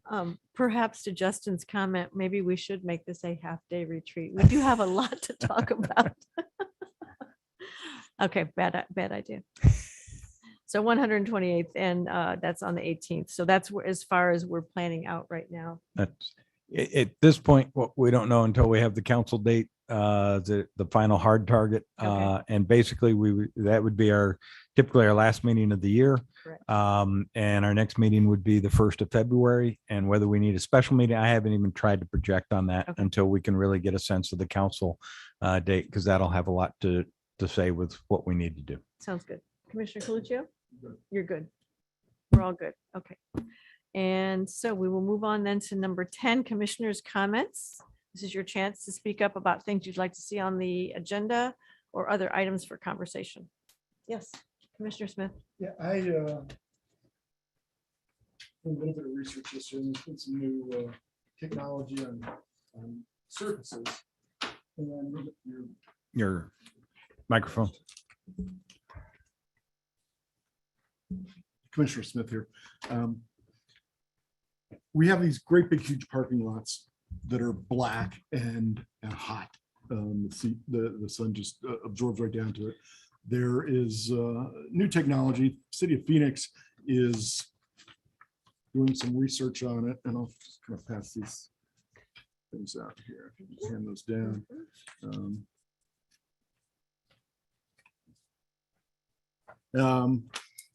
And they're doing a pilot project right now where they're paving, or they're coating the streets with this coating.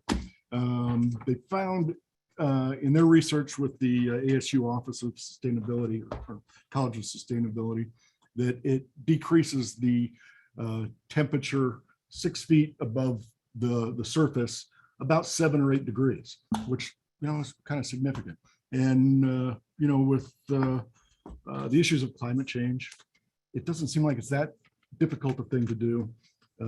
I have no idea how much it costs, but I think it's something that we should look into and be proactive and kind of be a leader in these sort of things.